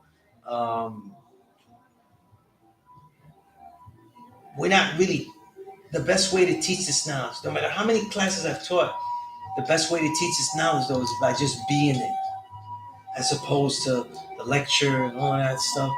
So the best lesson is just be the true and living. You know what I mean? Then when you become the true and living, though, you'll see and you'll recognize, you'll be more aware of all of the things that happen. That you're like, yo, this is something that I'm aware of, that when it comes up again, I'll be able to help somebody else. You know what I mean? I'll be able to tell them this experience here. It's why in the classroom, I teach what I know as the toolbox, the reading, the writing, the communication skills as a writer, author, right? As a lecturer. But all of us, though, should have some kind of way of cataloging what it was like, that experience getting the knowledge. We shouldn't forget that. We shouldn't forget that. We should remember how it was to be 85. You know what I mean? Just like we should remember what it felt like to have this knowledge 5 years versus the now 10. Because there is a difference. You know what I'm saying? And the more that you could discern the difference, that's really what makes the teacher. That's what really makes a teacher. The differences in where the level that someone is at. You know what I mean? That's what makes the levels change. You know what I mean? Because, one experience that I have that is unique, I don't know who I'm going to teach. Like, I didn't know you were coming here. Yeah. I didn't know I was going to discourse with you. You know what I mean? So it's a blessing. You know what I'm saying? Like, I meet people that, are incredible people, and they come in to learn. I also meet everybody that's have some crazy stories. You know what I mean? Anybody can walk in. You know what I mean? This is Harlem. So you got everything in here. Everything. Every spirituality, every thought process, every hustle. You know what I mean? This is what the God the God Supreme called it something in his show. He has a podcast. He called it something the hub. He said this is the hub for everything. You know what I mean? Like anything that can happen, this is the hub. But you know what I'm saying? But when people talk about this school, though, like it's something that we cherish, though, because it's something that the father was actually building here. The firstborns were here. You know what I'm saying? They were actually teaching. The firstborns, like firstborn Prince, he was here when I was teaching. I learned with him. You know what I mean? So like when the chalkboard used to be up there, that was the front of the classroom.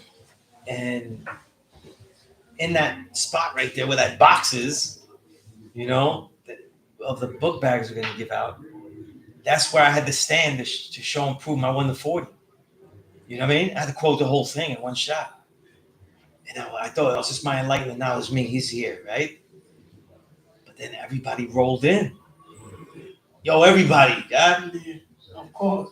Firstborn Prince, Duma. I was like, damn, everybody here, man, if I mess up. So there's that kind of school. So you were nervous, so. But at the same time, it was a reservoir. When I started to learn here, they felt that I could teach. So I had to come here every single day and sit down with somebody different and build with them.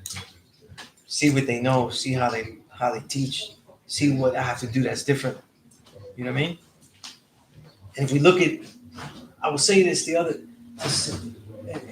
before, the one thing that the youth aren't used to is mentorship. They're still being taught, so they're still being told what to do. You know what I mean? But there's no mentorship anymore. If there's something that they have to learn, they feel they could learn it on YouTube or something like that. You know what I'm saying? right? So it's not like they go, look, I want to learn this though. They're all like, I'll just DIY it. You know what I mean? Do it yourself. I'll just learn it by myself. So the way that we teach by mentorship, being with them, is now a little bit awkward to them. You know what I mean? It's an awkward process, something that they're not used to. So we have to work a little bit harder to say, listen, this is something that, you can get that online. You're not going to learn it that way. You know what I mean? There's other things that you learn, other add-ons, other specific things, situations, It's like situations all this time. That's why, like, I learned martial arts at the same time, right after I got 120. So I'm learning how to really teach here, but I started learning martial arts, right? Because the gods took me to their Sigun, master teacher, and I learned Kung Fu. And when I was learning them both at the same time, right, I realized that the mentorship concept is really the same. We're learning things uniquely, but we're also learning by situations. A lot of times I learned with the elders, though, not necessarily, they didn't have a set plan. They didn't have a set teaching. Like, oh, Sunez, you with me today? You hanging out with me today? I'm gonna tell you about this. Sometimes, right? Sometimes, but a lot of times they would be like just hanging out with them. You know what I mean? And then I see how they interact with people. And then the way it was, though, situations of great learning just pop up. You know what I mean? Like sometimes, like, it would happen. Somebody would be combative, like the Moors. They would come around saying some shit to us, or they disagree, or they say this, that. You know what I'm saying? Right? Because a lot of Moors, I don't know how they see this shit. They keep changing their shit. But at the time, though, the Moors, though, they don't see the, they still don't, because there's Moors that I go with that is real peace. But they don't use the word black. They see it as derogatory. You know what I mean? But then there's other Moors, though, and for the good Moors that I build with, they know that they don't see it this way. But some Moors don't see, let's say, the brown and the yellow as original. You know what I mean? So we'd be having confrontations, though, because you're not going to tell me that. So I'm looking, and I'll be more quiet and see, like, how do you handle the situation? These are all things like the real way to teach on the street, though, was to be able to control the situation in such a way where you would either show them something or you would put them in the situation to test out their mettle. You know what I mean? Knowledge Me would do that to me all the time. Somebody would say some wild shit to me, real disrespectful. And then all of a sudden, now it's me. It's like he's disappeared. He won't say, like, that's my student. He never said that. Never said that. Never said that. He would just be like this. He'd cross his hands and shit, and just look at me. And I look at him once, and then I can't look at him no more because it's like no good. He's expecting me to show him prove, see if I could build, see if I could handle. You know what I mean? But everything comes from the concept. There's no mystery, God. There's no being, there's no mysterious being, energy, or force that causes our reality. You able to teach that teaching, you could teach all the human families, though. I teach white folk, though, listen, this history shows that you're not the original man. So you're not the one that set anything off. But in the end, though, there's no mystery God that's going to help you either. Anybody helps you out, though, that's a very real societal reality of white privilege, whatever, right? Whatever system that we want to call it, though. You know what I'm saying? Right? But there's no mystery God helping you either way, man. And you're like, oh, man, I got to do this myself. Right? That's the teaching. You know what I'm saying? Everything else still comes about. Everything comes about logically. You know what I mean? Logically comes about. But a lot of gods I know out of Atlanta, though. What gods you build with regularly out there? Latik. Latik? I know Latik, yeah. Yeah. You had a parliament every end of the month. That's peace. That's what's up. Yes, peace. I know the God Justice, you know, that J Live, that rhymes with J Live. He'd be out there, you know what I mean? Yeah. Yeah, man. I remember when I first met him, though, I was doing a piece for Double XL, right? The show and proof section. I was writing the show when I was still writing there. I didn't burn my bridge yet. Because I burn bridges every magazine. That's why I have such a long, you know, clip bill. So he was building on the phone, hooking up the interview. And when I finally meet him, I say, "Peace, my name is Sunez Allah." He goes, "Oh, see, I knew you was the guy. You kept saying peace on the phone." You know what I mean? But yo, he taught me a lot that day, man. That was where he used to live. He used to live in Medina, you know. So we were out at his apartment in Medina, you know. I forgot where though now. He might have been in Bed-Stuy. I think he was in Bed-Stuy. Can't remember now, you know. But I don't know if you know the guy Wise Ramel. That's my kung fu brother. He live out in Atlanta too. You know? Yeah. You know? That's the guy. My kung fu brother. You know? Yeah. But yeah, Atlanta got a strong cipher out there, you know. Of course I did the book along with Supreme Understanding, you know, the knowledge of self. You know. I helped co-edit that with him. He was the lead editor, publisher on that, you know. But he's always doing his thing. You know? Powerful ciphers out there. You know, right? Yeah. You know, I've been spending most of the class talking about division. You know what I'm saying? We have to. I think that if we develop these online digital ciphers, I think they're no good though if we're preaching to the choir. If we're spending our whole time telling other 5%ers how to teach them, that's not really going to do much. You know what I mean? I got refinement in my mathematics. I'm going to spend all my time telling other people not to have it. Then I feel like a vacuum cleaner salesman, you know? You know, the having refinement, though, is going to clean up your life. And you should buy it here for just, you know, this long letter, word, put it in there and it'll work, right? You know? It's the same thing in reverse when people just trying to tell people to take it out. You know what I mean? Because I was with all the elders. I was with elders that had it, elders that didn't. And I'm saying elders that were with the Father that don't have it, elders that were with the Father that do have it. You know?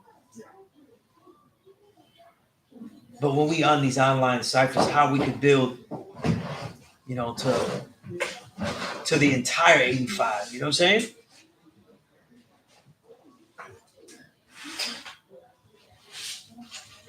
When I'm on there, like most of my conversation is with 85.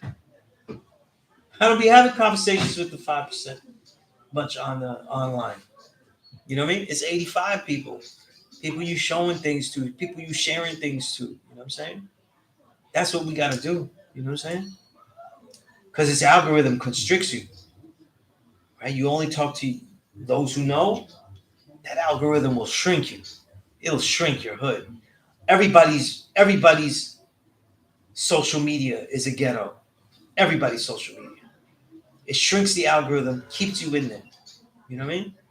The only way to get out is through mass negativity, doing something outlandish.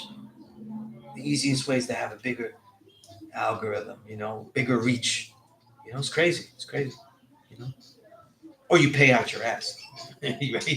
You pay out your ass to get some kind of post out there. You know, but that's the way it is. That's the way it is. You know.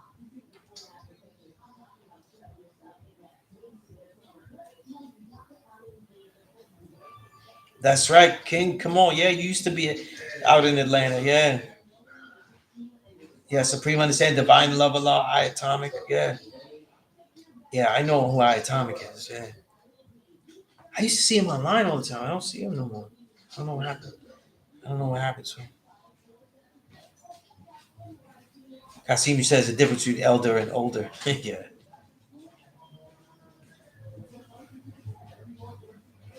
Yeah, they don't know. Okay. Yeah. But I'll leave 1 minute. peace God. Peace God. But yeah, that's the whole thing. You know what I mean? Peace, all. How you doing, Carl? You have any questions? Anything that you wanted to ask or about the school? Anything? You know what I mean? Because I know people have questions about the school and stuff like that. But yeah.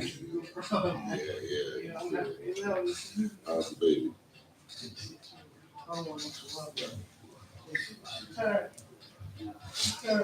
One year, 2 weeks, so. Yeah. Yeah, I've been teaching here since 2000. So I'm not the oldest teacher alive here, right? Right, but there were elders like Darkim. He's my big bro, so he'd been teaching here before. But longest running class I had, because once I started, I never stopped. I started in April 2000, never stopped. You know, but when I learned here, I built with everyone that was alive that ever taught here. You know what I mean? I went around. There was a lot of stuff that used to be taught here. Not just civilization classes. There was GED, math. Like for example, Firstborn Prince used to teach Arabic classes and stuff. You know what I mean? So they had different things. You know what I'm saying? They had different things. Like people that want to add on, they're like, I always tell people in New York, like, yo, if you add on and you want to teach something, it's not just one thing. Like I taught the God Raja, and he teaches HVAC classes on Sunday. So people that want to get a trade, right? The father was just get a trade, right? Because you know, everything is a hustle now. So the trades are the thing to go. You know what I'm saying? Like, right? I got my degree. I had my desk job. In publishing for years, though. I got downsized twice from publishers. You know what I mean? So all that white collar thing, you know, didn't work out. I had to make my own publications, my own books, everything. You know? But yeah, that's the thing. You know what I mean? But yeah, 1967, that's when the father got this school. You know what I mean? Mayor John Lindsay gave the school to Allah. You know? He had just helped diffuse rioting in Harlem. You know what I mean? After Martin Luther King was killed. That's why this is the only hotspot, the major city that didn't have a riot. I mean, think about that. How many people he had to have with him? And I knew some of the guys that was with him, like Umala, when he was alive. He used to tell me about that. You know what I mean? Because I used to like, yo, what you was doing to these people to keep them from throwing things, you know, to keep them from breaking shit up, you know? But they knew some stuff, though. The gods used to do martial arts themselves, you know? And when they was together, they used to call themselves the Blood Brothers. In the beginning, the gods were called the Blood Brothers.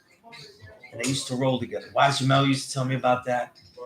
And he taught a class here, Wise Jamel, when he was alive. These all passed away. The God Alim that you just saw right here, he's one of the elders that was around with the father. He was one of the elders that took the Harlem prep class that the father got instituted here and was able to go to college because of that.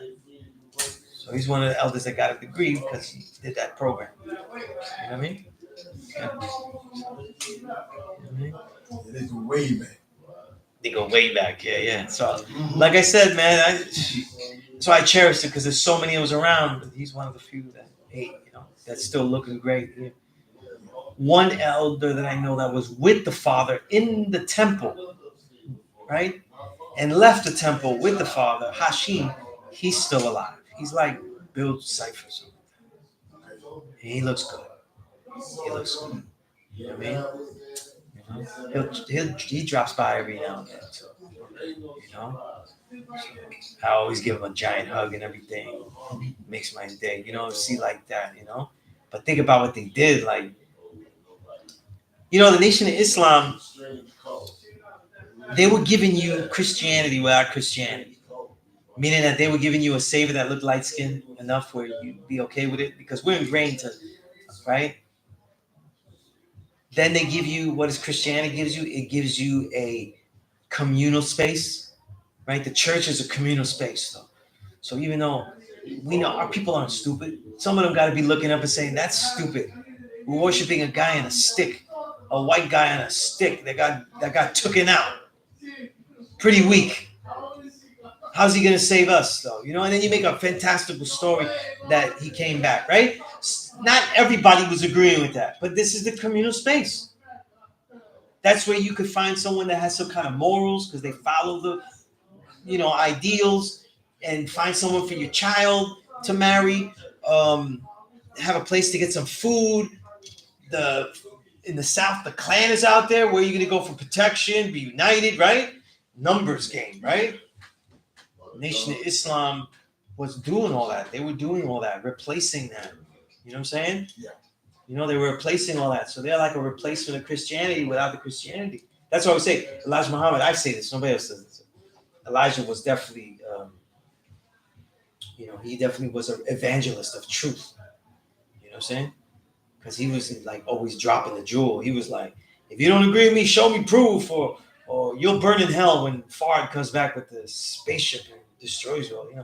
That's evangelism. He has the knowledge of why the original man is the original man, but he wasn't saying that in the Pittsburgh Courier. Remember, he had a column in the Pittsburgh Courier. Muhammad Speaks.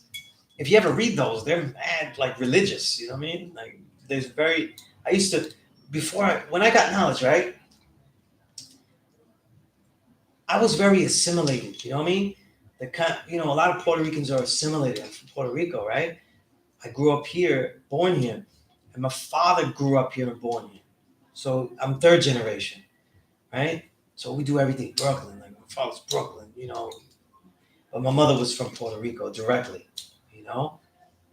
But in those times, you had to learn English, so you couldn't speak Spanish. Like, oh, that shit, you go uptown, you go to Washington Heights, or you get Spanish. People live their whole life and not speak English.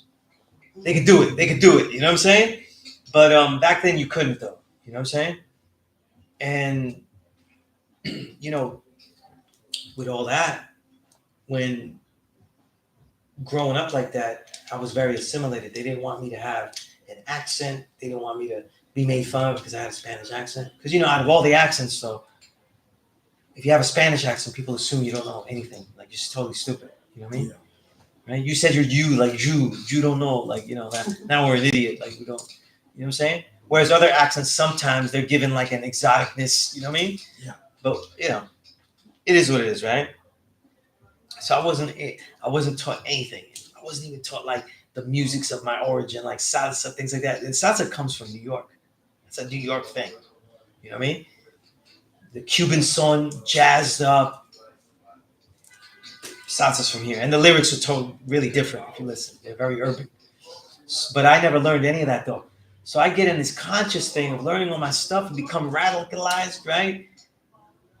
But I only know Spanish, Harlem. I don't know this side. You know what I'm saying? So now I'm coming to this side. I'm thinking like, yeah, they're not gonna. If they might not see me as God. You know what I'm saying? And then I was brought here by the God Day Son, because we're both writers. We met because we're in magazines. We were writers. We was in all the magazines. Vibe, Source, Beatdown, man, all the magazines you could think of back then. We was in them. If you add us together, like we was in all of them. The ones he wasn't in, I was in. You know what I mean? But he was like, yo, you got to be writing exact up there to give you a beat down. I was like, what the hell is that? It's crazy. I got to be sharp. I didn't come here for a whole year. I just read everything. And then I found the Pittsburgh Courier, Muhammad Speaks things, because there were some collections where they would collect them. And I was reading everything. You know what I'm saying? Message to Black Man. I didn't know all this meant and stuff. I wasn't really sharp with it. It was like, you know what I'm saying? I knew that some of the power papers I would get a hold of, man, I didn't know what the hell that shit meant. That shit was the most confusing to me. Right? But I was reading African Origin of Civilization, Jackie and Diab books. Anything I could get my hands on. I was like, I gotta learn all this history. I gotta know, be sharp. It wasn't even like that when I came in. They were so endearing. They were so, warm. And I always tell people, except for doing hip hop and all the hip hop I've been in, I never seen so many original people together learning shit. Because I only seen that shit when people make music together or do shit together. Like I ain't seen that in the corner or nothing like that. If I do see camaraderie, that shit's a scam though. Like they're about to do some shit, but I'm saying like positive. I only seen it in hip hop, and even then, most of the studios I used to go to, they was funded by drug money. So like in the 90s, nobody had like a dope studio unless they really had the money like that. You know what I'm saying? because it costs too much, man. 1990s, a turntable, the proper one, SP12, you know, the ones that everybody wanted, those are like 600 a piece. So now you need 1,200 for that. You need a mixer, you know, et cetera, and all this stuff. The only legal studios I saw at somebody's home was when I started to meet white people that did hip hop. I go to theirs, yeah. First, first white guy I met that was doing, he was good too with the beats. He took me, and he got bored. He got bored with hip hop. It was like 1995. He's like, I'm bored of this shit already. Like, everybody's fake now. I was like, damn. It's like a golden era. Like, what are you talking about? Like, he got bored with it. But I went to his house and shit. Man, he had like 5 keyboards. Yeah, he had mixers. He had like drum machines, samplers, more than one. I was like, man, there has to be like 20 G's in this room, you know? And he wasn't no dealer. He's just, you know, his parents and shit, you know? At least he made good beats, right? He doesn't make some dumb shit. But, you know, I say all that to say, like, when I didn't know what was going to happen when I came here, though, you know what I'm saying? But everybody was warning me. Most of the issues I get, I be telling it, you guys know, most of the issues I have, though, is people, it's my own peers. You know what I'm saying? You know? And I used to say this, though, like, you know how, like, W.E.B. Du Bois used to say that the color racism is going to be the issue of the 20th century. Remember, he used to say that. And he was, you know, he's definitely correct. I've been saying for like the last 10 years, and you see it now, I've been saying this since 2010 and shit, that in our nation, the real issue is going to be our own colorism, because we don't know the cultures of other original people. You know what I'm saying? Like, we don't know. Remember, if someone doesn't have a knowledge of themselves, it is most likely because they're oppressed. If they're oppressed, they don't have positive ignorance. That's very rare. What I mean by positive ignorance, they don't have an ignorance that goes, well, I just don't know about you, and I don't know about what country you come from. Nah, they got thoughts about that country that are always wrong and always, you know, always hateful. You know what I'm saying? So if you don't know people's cultures, you don't know how they've been mistaught, miseducated. So if you don't know a Dominican, you know that they don't like the Haitians and that they have no reason. But they was taught that because that was the distinction. We're more Spaniard, they're more African. So they looking like you, because I lived in Washington Heights for like 12 years. I was in Dominican community for 12 years, you know what I mean? Both my daughters are from 2 different Dominican women, so I know this thing inside out, right? As an outsider, you know what I'm saying? And trust me, they never let me forget. They do everything they can, though, to show that they're not African. You know what I'm saying? Even though out of all the, I always joke, they don't like this joke, but I find it funny. Out of all the dialects of Spanish in the Caribbean, they speak it the fastest. It sounds most like an African dialect because of the way they speak and jumble it. It sounds like African languages. I'm like, yo, you know you sound like an African brother, right? Your cadence, everything. You have like, we don't even say it like that. We don't say those words like that, right? And but it's what they was taught. But when you could hate that and be like, yo, all those people forget them, you know what I mean? But when you learn them more, you learn that they have a great educational system out there. So imagine like a great educational system that taught you the wrong thing. But I didn't know that with the people my age or younger. I had to be in like livery cabs or older Dominicans and just listening to them. And I'm like, yo, this man has good vocabulary, man. Because I'm like, I don't speak Spanish good, but I can understand everything. I'm on that level where I understand everything. But I was on tape delay with these elders. I was like, damn, he used a big word right there. You know what I'm saying? So they'll pontificate really deep and do these whole thesis statements about how Haitians are cannibals. A whole thesis. You know what I'm saying? If you don't know, then you can't really educate them. You know what I'm saying? You can't really educate how people was taught and everything like that. You know what I mean? Same thing if you go to other countries and stuff. We don't know each other's cultures. You know what I mean? And I said, like, yo, this nation, the only way that we will really thrive. Because I don't worry about surviving though. If this nation has to worry about survival though, then we've already messed up. You know what I'm saying? We're the gods. We know we're God. We should be thriving. You know, if thriving isn't the point, then, you know, because survival is not really the point of this nation. This is why I don't really tell people to be this. Let them be it on their own. Because good survival can just be with some good civilization. I don't know if you knowledge 120, right? What is the duty of a civilized person, right? The duty of a civilized person is to teach civilization, righteousness, the knowledge of self, plus the science of everything in life, which is love, peace, and happiness. So there's 4 things. I was taught by saving knowledge. That's the order. So you teach a person where they're at mentally. Yo, this is where you're at. This is not the pinnacle of civilization. You might go back to Kemet, right? We go back to Kemet. We show them things. Yo, it was greater. It's not this way. It's more like this way. You know what I'm saying? And this looks like a peak because it's like that. So now they realize that this is not all rosy. Like, this isn't the country that's the greatest. Maybe they need to learn about world affairs, like how they have a hand in Israel and the destruction of the Palestinian people, things like that, right? They don't know the colonization of like Puerto Rico, other things, right? The way they ruined the Caribbean, Mexico, etc., right? The South American countries throughout all of the 80s, what they did in the 80s. You take a look at all of this, you take them through all that, then you got civilization. Then they're like, yo, you messed up my life, though. I can't eat pork, though. I can't do this. What am I going to do? Yeah. Now you teach them righteousness, the righteous ways. Yo, do this, do that. They're still, you know, following. They're not really like, if they're like, yo, tell me what I would do. I don't want to do it myself. He said, that man, he's ready for knowledge. They want to take it on their own. You know what I'm saying? You know, I want to do this myself, though. What do I need to do to be this? You know what I mean? So it's like levels. Most of the people you teach is at the 1 or 2, civilization, righteousness. Only the people that learn, get a knowledge of themselves truly are the ones that they're telling you, yo, I need this, God. I need this.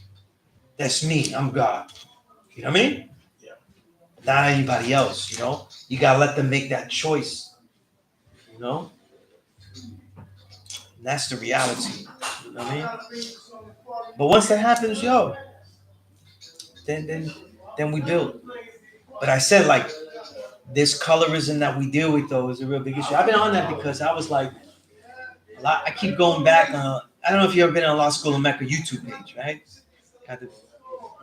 Yeah. I be on the page and I'm like, yo, I be telling people, if knows this, because he's the one that runs the page. I was like, I'm the only one that has to prove that I'm the original. I'm the only one that goes on there that they say he's not God at all. You know what I'm saying? Oh yeah, you this, but you not that. And then they disqualify me from other. I see them disqualify me from other things that I have a literally professional career in. You know what I'm saying? Mm-hmm. They reach it into the other things. You know what I mean? So it's like we're supposed to know about the black, brown, yellow. We're supposed to know that the sun, that flag was broken up into 8 points, and the 16, right? The black and the yellow making 16 shades. That was the reason. You know what I mean? We're supposed to then know really that when we go out there, that doesn't mean that automatically all the black, brown, yellow seeds is not going to be assholes. You know what I'm saying? Because I'm like, yo, people be like, yeah. Like, people tell me, they're like, yo, man, you can't be teaching. I heard this, like, yo, you can't be teaching like those Asians, though. You know what I mean? They don't be learning, or like, they go, oh, I don't teach those Latinos, man. They don't learn. I'm like, yo, that's your lack of ability. Teach who you can, though, but don't say that they can't learn. You haven't figured out the formula to build with them. Because the only thing that the father did, and the elders that taught me, I'm gonna say it directly. The only thing they taught me was like, yo, the only challenge that you should quit from is if that person's too old. If you teach somebody that's old and they're not getting it, shit like that, they're like, I already wasted enough time, man. You're too old. You know what I mean? Yeah. But they be telling me stuff, though. They're teaching like a teenager and stuff, and they having a problem. It's like, yo, that's cool. You have a problem. We're supposed to have a problem though, right? Or like people want like a 90% success rate. That means that you're just teaching people that you teach your friends. You out there teaching friends. You teach, and that's really what happens mostly. People teach people that are like them, and so they teach successfully. And I say it's a difference though, because I teach people, I don't know who's coming in. You see how you came in? That's how people come in. So it's like I find I learn about people. I'm like, I'll learn about young kids, and I'm like, yo, tell me about yourself. And they'll tell me about like what music they like, and I'm like, oh my, what the fuck? You like that shit? That's in my head. I don't say it. You know what I'm saying? Like, you know, and or they like this or they like that, or they like have this character or whatever. And I'm like, yo, damn, that's not me. You know what I'm saying? I've taught people that I'm like, yo, I would never really hang out with you at all. Like, we don't have any interest at all. But they're good. They're good. They're learners. Yeah. They're righteous. You know what I'm saying? We teach all the human families, though. We need more practice with that. You know? Every student that walks into the cipher, any cipher you build with, they got to learn Black American history of this New York City. Directly. What we was doing here. That means they got to learn about Black Panthers here, what they did. They got to learn about Young Lords, which is the Boricuas, that what they were doing, the symbiosis of the city, the climate, everything. Because that's what lets you understand how the father was living and how he made that leap. From civil rights, he said, forget about civil rights. We don't care what you'll accept. We passed human rights all the way up to like, yo, you're the true and living God in earth. I mean, he just skipped everything. He frog leaped like a million things. We're trying to, civil rights is getting people to just tolerate you. That's it, civil. You just want civil rights. You want the right to, I go get a meal, you let me buy it, and you don't have to be nice to me, but you don't insult me, you don't throw shit at me, you don't call me nigger, right? Like, you just serve my meal. Let me pay and we go. That's civil. It doesn't have, I don't have to like you and tolerate you. The human right. Now you skip that too. I don't care if they like me or not like that. Skip the whole thing. You know what I'm saying? Father skipped the whole thing. Then he had young kids doing it though. And it was all downtrodden. None of those firstborns, first fruit, the ones that the firstborns taught, none of them was choir boys. Not one of them. Like none of them was like, I was a good church boy, and then I just decided to leave when I heard this teachings here. I never heard that story. I've heard that story from later people. Okay. You know, like people that are younger, but not from the elders. No. They was all doing their thing. They was all doing their thing. And when they got the knowledge, though, a lot of them was kicked out of their home for having the knowledge. You know? Parents saw that there wasn't a good Christian. They got kicked out. You know? I know elders that were kicked out because they wouldn't eat the pork. Like just on that alone, they was kicked out. They got kicked out. You know? Mama wasn't like, yo, you can use this skillet for you. It wasn't even giving him a skillet. It's like, nah, man, you got to go. You know? And you get that. Like, yo, people really attach culture to the swine, man. To this day, I still get crazy looks from Puerto Ricans like, yo, man, it's like I took away something of the Puerto Rican badge. You know what I mean? Yeah. And just to build on that, and just to build with you on that, I think that's something that really need to be taught in the Black community as well about the swine. It's real heavily defeating the people. Yeah. They've been doing it for years, and even if you tell them, that, you know, a lot of people they still gonna continue to do it. People feel so constricted. You know what I'm saying? You know, I always describe food as something like, yo, like I have two daughters, right? One is too old now, and one is almost old enough where she's not gonna let me hug her all the time. You know what I mean? So, but they're so cute. When they were little, I couldn't eat them. The only thing that you take with you is the food, and you let it do things to you. You put it inside and let it do things to you. You know what I mean? You don't even do that. You can't even do that with your children, and you love them. You know what I mean? So it's like we're not looking at things like that. People don't look at food like that. They see it as a hindrance, though. I go out there and I can't have full reign of what I would like to eat, though. You know what I'm saying? That's the limitation, though. You know, then they wonder where all this disease is coming from. You know, everything is in moderation. You know, the American diet in moderation means that you'll have ice cream today, chips tomorrow, swine the next day. Like you can have something horrible every day. But you said, I only had this today. You know what I mean? I only had ice cream on Monday. Like, everything, it's the biggest trick, the moderation. You know what I'm saying? We got to be more, stronger with that. All the time, man. All the time, in the protocols, I've been, what's weird is that I was vegan before I got knowledge of self. Because what happened was that I got rid of dairy first. Started to get sick. Started to not go down. I got rid of dairy. Then the next year I got rid of pork. You know what I'm saying? Just rebelling against my family. You know what I mean? So by the time I got knowledge, I was already vegan. I'd already got rid of everything, slowly but surely. So it's a different road, But the protocols I give is like, whether somebody's vegan or not, everybody got to learn how to use this diet, how to heal themselves in the plant-based, how to eat to heal. We don't know how to do that. You know what I'm saying? We don't know how to do that. Like, I see people with the knowledge, though, and they're still going like, we got to deal with how to eat to live, Elijah Muhammad. It's like, that's a very basic beginner book, though. Like, are we going to eat navy beans all day? Like, because he was obsessed with navy beans. He was like, we don't have anything, just eat navy beans. Like, listen. Man. First of all, that would be rude if all I ate was navy beans. You know what I mean? It'd be very rude. But the thing about how to eat to live, I always tell people, it's the way he was talking about how to eat. The calm way of eating.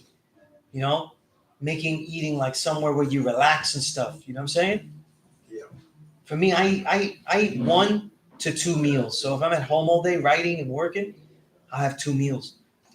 Right? First one bigger than the second one.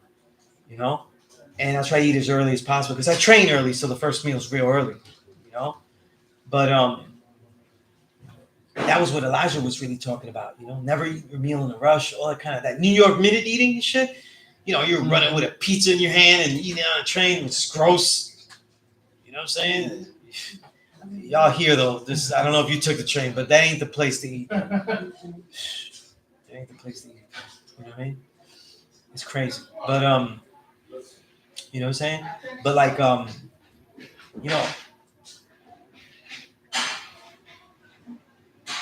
the person that deals with the knowledge of self is someone that rebels. It'll always be the same. Someone that rebels against everything. You know what I'm saying? And then, because it's a revolution. It's a revolution of thought. It's a revolution of action. You know what I mean? So someone has to have that mentality. But that's what it is. Yeah.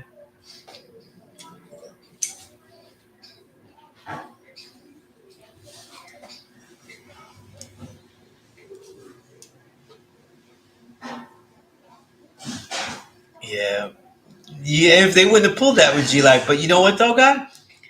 They're not pulling it now. Nobody's coming here and telling me what to teach. You know what I mean? Nobody has that daring. No, like, you know what I mean? Like, nobody has that goal. When they do, they're going to know that I speak on it, though.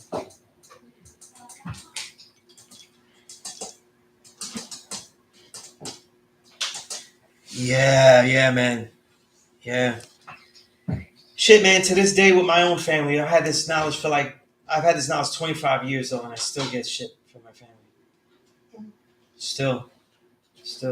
And it's not like, why do you have that? Listen, it's like, it's really the nature, the warrior nature. Like, you could let up, though. Like, you could eat like this now. Like, you could eat this now. You could relax from this. You could, right?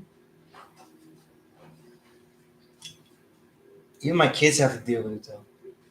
My youngest be like, Papa, you got to do... She be doing that for you. She be like, Papa, you got to do martial arts today? I said, I'm a martial artist though. How am I gonna do it? That's what I do. We gotta do it every day. You know? She goes, oh, you gonna read every day? Can we not read today? She goes, can we not read today? I said, but I'm a writer. I gotta read every day. Every day. You know what I mean? The Earth Wisdom Infinite was talking about habits though. Like, what, you know, habits can always have to be tested to see if they go awry. You know what I mean? But you have to first be able to have the power to make a habit. People don't usually have the power to make a habit. You know? Like, yo, I want this to be a habit. So I'm going to make it a habit. You know what I mean? Then people that made habits the whole lifestyle, man, they get criticized. They're going to get criticized no matter what. That's why habits don't exist. That's why people don't have them. You know what I mean? Right? That's why they don't have them. You know? It's crazy. But yeah, you guys got me here later. I'm always here. I'm always here every Thursday. I'm here like 6 to 8. I know Dark Kim teaches. He'd be taking all the days. Like, if this room is empty, he'd be here. You know what I mean? But there's other classes during the days and stuff like that. You know what I mean? And you know what I'm saying? I don't know how long you guys here. How long you guys here? Until to the morning. To what? Tomorrow morning. Oh, okay, okay. And we leave heading back to Atlanta. Oh, okay, yeah. Oh, wow, that's. You know, I'm honored that you would even take the time to come to the classroom. You know what I'm saying? Yeah. That's real peace. It was a nice day in Harlem too. That's real peace. Oh yeah, it was. Yeah. Yeah, man. You know, but if you ever want to build a Sunez Allah as a name, Sunez, I'm also Sumire Sunez. There's only one Sunez in the world, so. Sunez Allah. Yeah, you know what I mean? But so if you ever want to build, just you could DM me on the social media, you know, all that kind of stuff. You know, ever want to build. You know, when I build this with anyone though, I give them access to a big library and all that. You know what I'm saying? So I get access to thousands of books. You know what I mean? Electronic books. Yeah. Because you know, when I started, right, in the publishing firms, I would take time and I would use my printing access and print up all types of books and give them to the students though. So every book bag that I had, every carrying case I had, they always broke. They always broke because I would stuff so much stuff in there. Once I got digital and I started getting digital books, I was like, now I'm not gonna lose my books when I lend them out. Yeah. You know what I'm saying? And I don't break my bags anymore. You know what I mean? I just carry this laptop, I email you stuff, but anything you want. You know what I mean? There's a lot of it's a resource that I like to share, you know. So if you're looking for certain books and stuff, it's always good to have a digital library because take it with you wherever you go. You know what I'm saying? And when you read the books digitally, you can put notes inside easier and all of that. And it saves you notes. If you use I mainly use Google Playbooks because you can put ebooks in there. There's different types. You can put ebooks in there, which are like the EPUB. You know, like you have docs, PDFs. The EPUB is the one that reads best. So you could adjust the size, you could adjust the background light, all that. You know, it's just more that you could do. So like during a regular week, I'm reading about 10, 12 different books. You know what I'm saying? Yeah. So I'm reading based on subject and based on speed. Sometimes if I'm reading a book too slow, it's time to switch off. You know what I mean? So it gives me access to all that though too. You know, also to reference things. I reference things in a class. I could go straight to the book. You know what I mean? So it gives you access. So it's always something to think about. You know what I'm saying? You know, I can help you build up that library if you're ever interested. But that's what it is. You know? Give it the resources and stuff. You know? That's right. Yeah, absolutely. But it's definitely an honor. Thank you for coming. Yeah. Most definitely. That's peace. This is your school. The God's Nurse is your school. You know what I'm saying? I'm a servant to the school. Except to him. I am not. I said I was a servant to the school and you walked in. It's fucked up. The guy that Go fetch me something to eat, Jeeves. This is Peace. Peace. Peace. How you doing? Good. This God is my greatest class clown. That's putting it lightly. Yeah.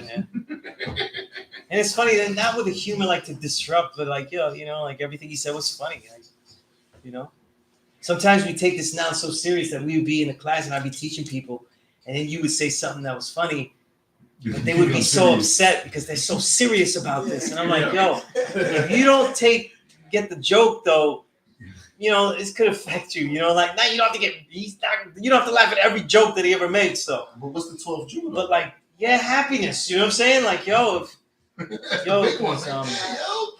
If you ain't living your life with a smile on your face, you're living it wrong. Yeah.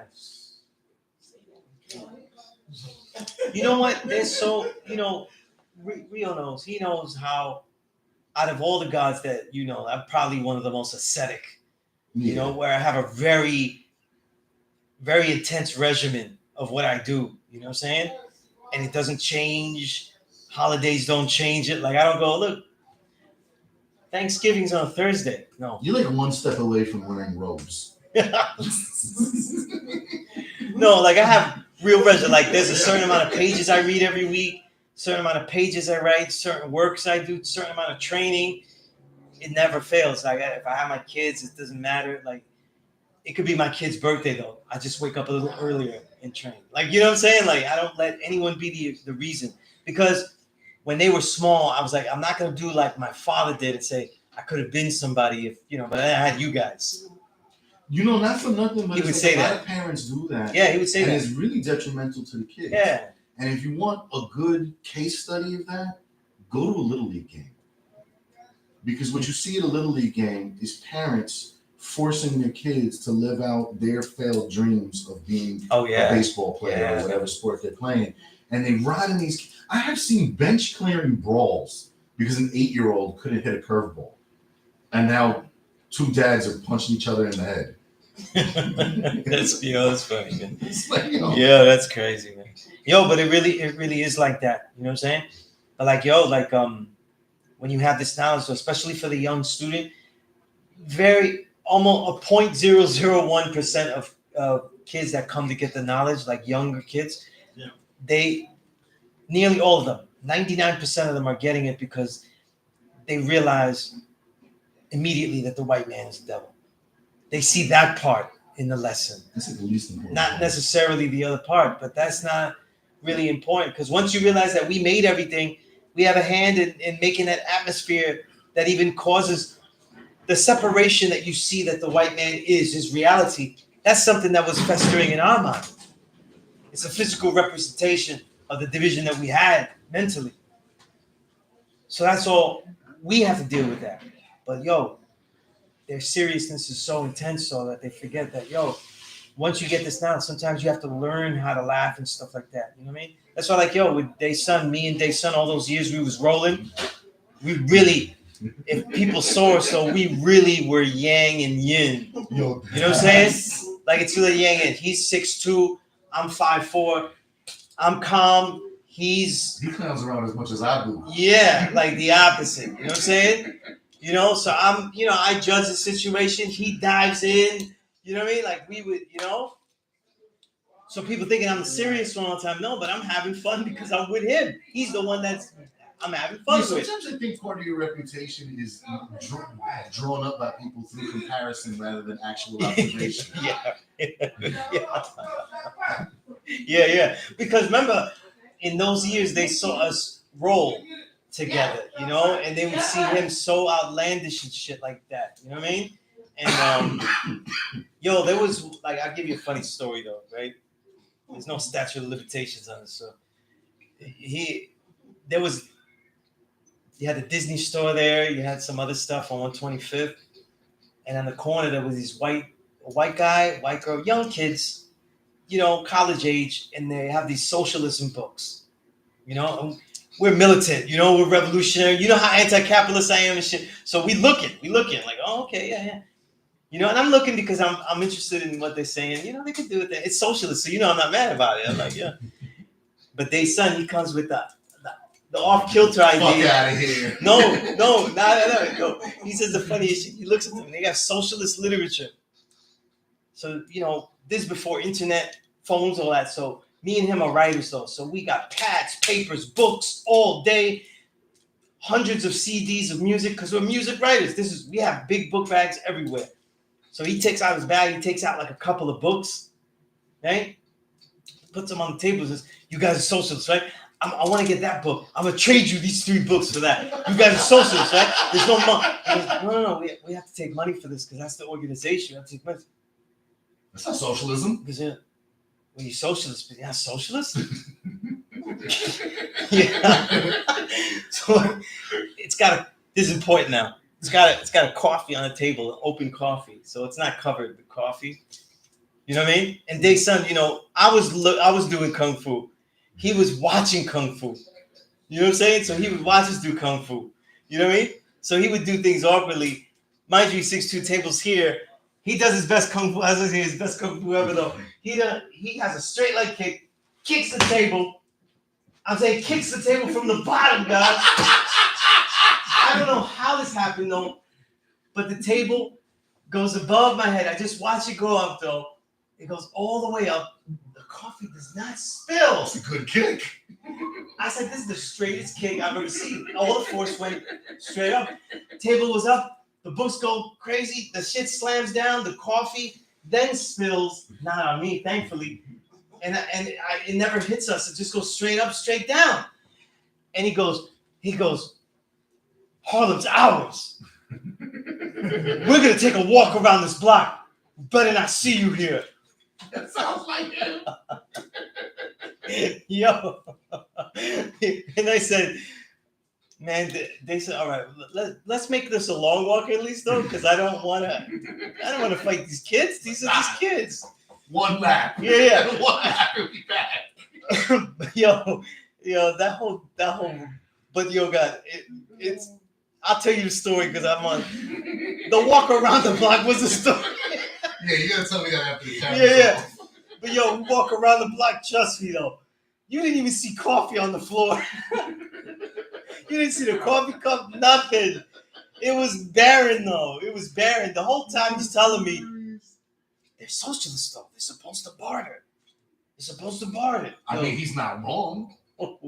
No, and I was like, damn, man. But he would do stuff like that. So I would be like, yo, we gotta go. But on other things, he was just, he's just character. But you know what the beauty of the way he is and the way he teaches really is the beauty. He calls it aptology, right? And the beauty of it is the whole thing is like, if it's not useful, then it's useless. So like, don't get caught up in nothing that does not have a tangible use for something practical that can be done. Like, he's not the type of person to go make a sign about feeding the homeless. He's the type of person to just give them some food. Yeah. You know what I mean? And then not even take no credit for it. He's just, well, he was hungry, and I didn't eat the rest of the sandwich, so I gave him the half a sandwich. You know, oh, why don't you come to the they're doing a rally, to raise awareness. Anybody who's not aware that there's homeless people by now just ain't paying attention. We don't need to rally for this. Just feed them. Like, shut up and just feed them. And that's the way he is. Like, everything is like, yo. Like, when we were at the Source, he became editor-in-chief of the Source. He was the 7th editor-in-chief of the Source. And then I was news editor at the time. He brought me on. I was news editor. Shit, that's like one of his throwaway resume items. If you see his resume, he wrote for the Amsterdam Times. But he was Voice, like, when you talk about that, yeah. he was like, we got to make this a hip hop place. He would even yell at me though if I use words too big though. He would yell at me, and he was like, we got to make this hip hop place though. He wanted to make the whole office though a place where like you had boom boxes and you break right there in the middle. That sounds like him.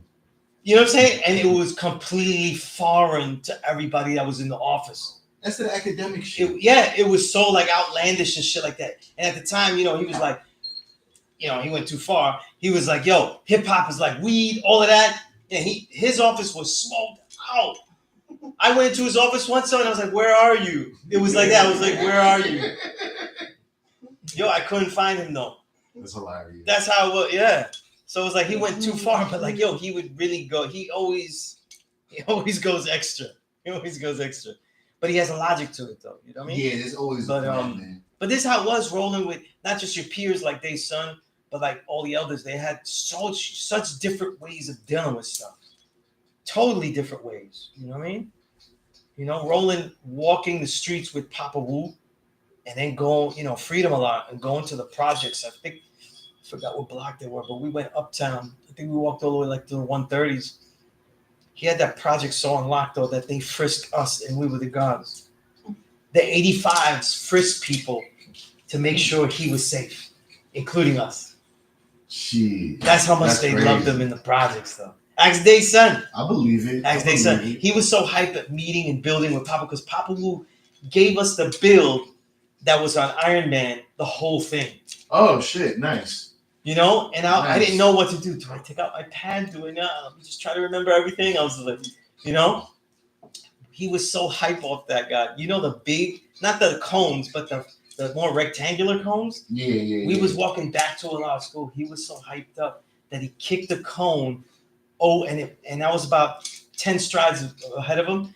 It went flying over my head. He was so hyped. I could see that. And then his chucker, he was wearing the black chuckers. Yeah.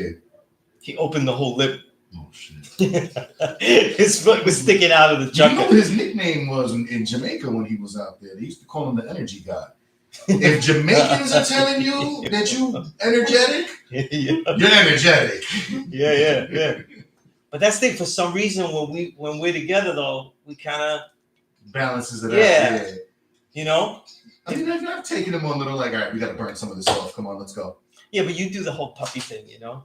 Yeah. He always sees it. He just has that moment where he goes, wait a second.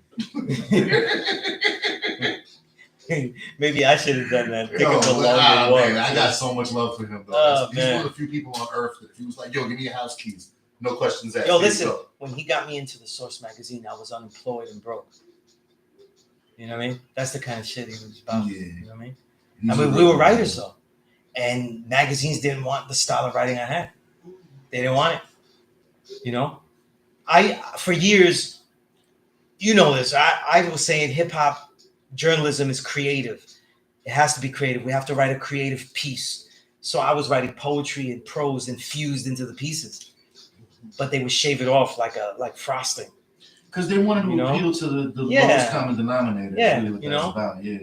So I always had problems with magazines and stuff like that. You know. He always tells me All to the get time. on you All the saying, time. yo, bring back the sunset style. Oh yeah, he used to always yell at that. Yeah. He's like, yo, Yeah. you gonna see him? You gonna see him? He doesn't Tell him yell. to bring it back. He doesn't yell at me anymore because he knows I have it again. You know, he knows I have it again. But he really, at the source, he did that. I had a whole bunch of things. My baby mama was depressed, everything, Yeah. and I was writing the Zen of Us book that I put out, so I was Yeah. in ancient text mode. He banged my thing. He said, "You need to get back to sunset." He was yelling at me in the office, though, yelling at me. You know what I mean? And I just looked at him and said, "I know." I just yelled back at him. It's like, you know what I mean? You know? And some guys, they would bomb you. Some guys would lecture you for hours. He don't do none of that. Nope. He don't do none of that. He gives you what he thinks you need to hear at that time. Yeah. Yeah, he's a real, and he got this way of saying it. That's why, and you got to help me with this because now it's his turn to be on the receiving end, right? I've been trying to get him to go teach at Lehman because I think him to do a class. Yo, imagine he did a class that's a cross-discipline class between Black Studies and English. That that class gonna be fire. Yeah. Well, why didn't he do it? You know what I mean? Why isn't he doing it? Because he's got like a million other things that he's writing. But he did ask me recently from one of the professors that he actually audited a class with me. Because I asked the professor, so a friend of mine has this book. He hasn't read it yet. Can he sit in on the classes? And he was like, yeah. I remember you telling me that, yeah. Yeah, so I put him in touch with that professor. He recently actually was like, yo, give me his email again. So I think he's thinking about doing it again. But, we got to just foot to his neck to get him to do it. Because I think that the community will just benefit from just having that access. Because he has this way with words where he takes these really abstract, complex ideas and makes it simple enough for Well, kids to understand. God. The name of this course is the P.E.A.C.E course. He named it. He named it. Yeah. You know, we had thought of this together because he was like, yo, we want to build up the revolutionary stuff. But we were both writers and stuff, you know? But he knew I was the one that was going to teach it because he has no consistency. He knew. Yeah, it's the only problem No. is like he could be all Yeah. over the place sometimes Yeah. because of his personal life. Yeah.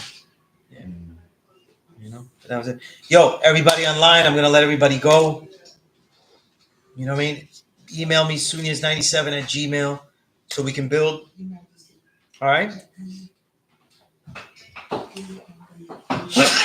Last sneeze. Peace. All right.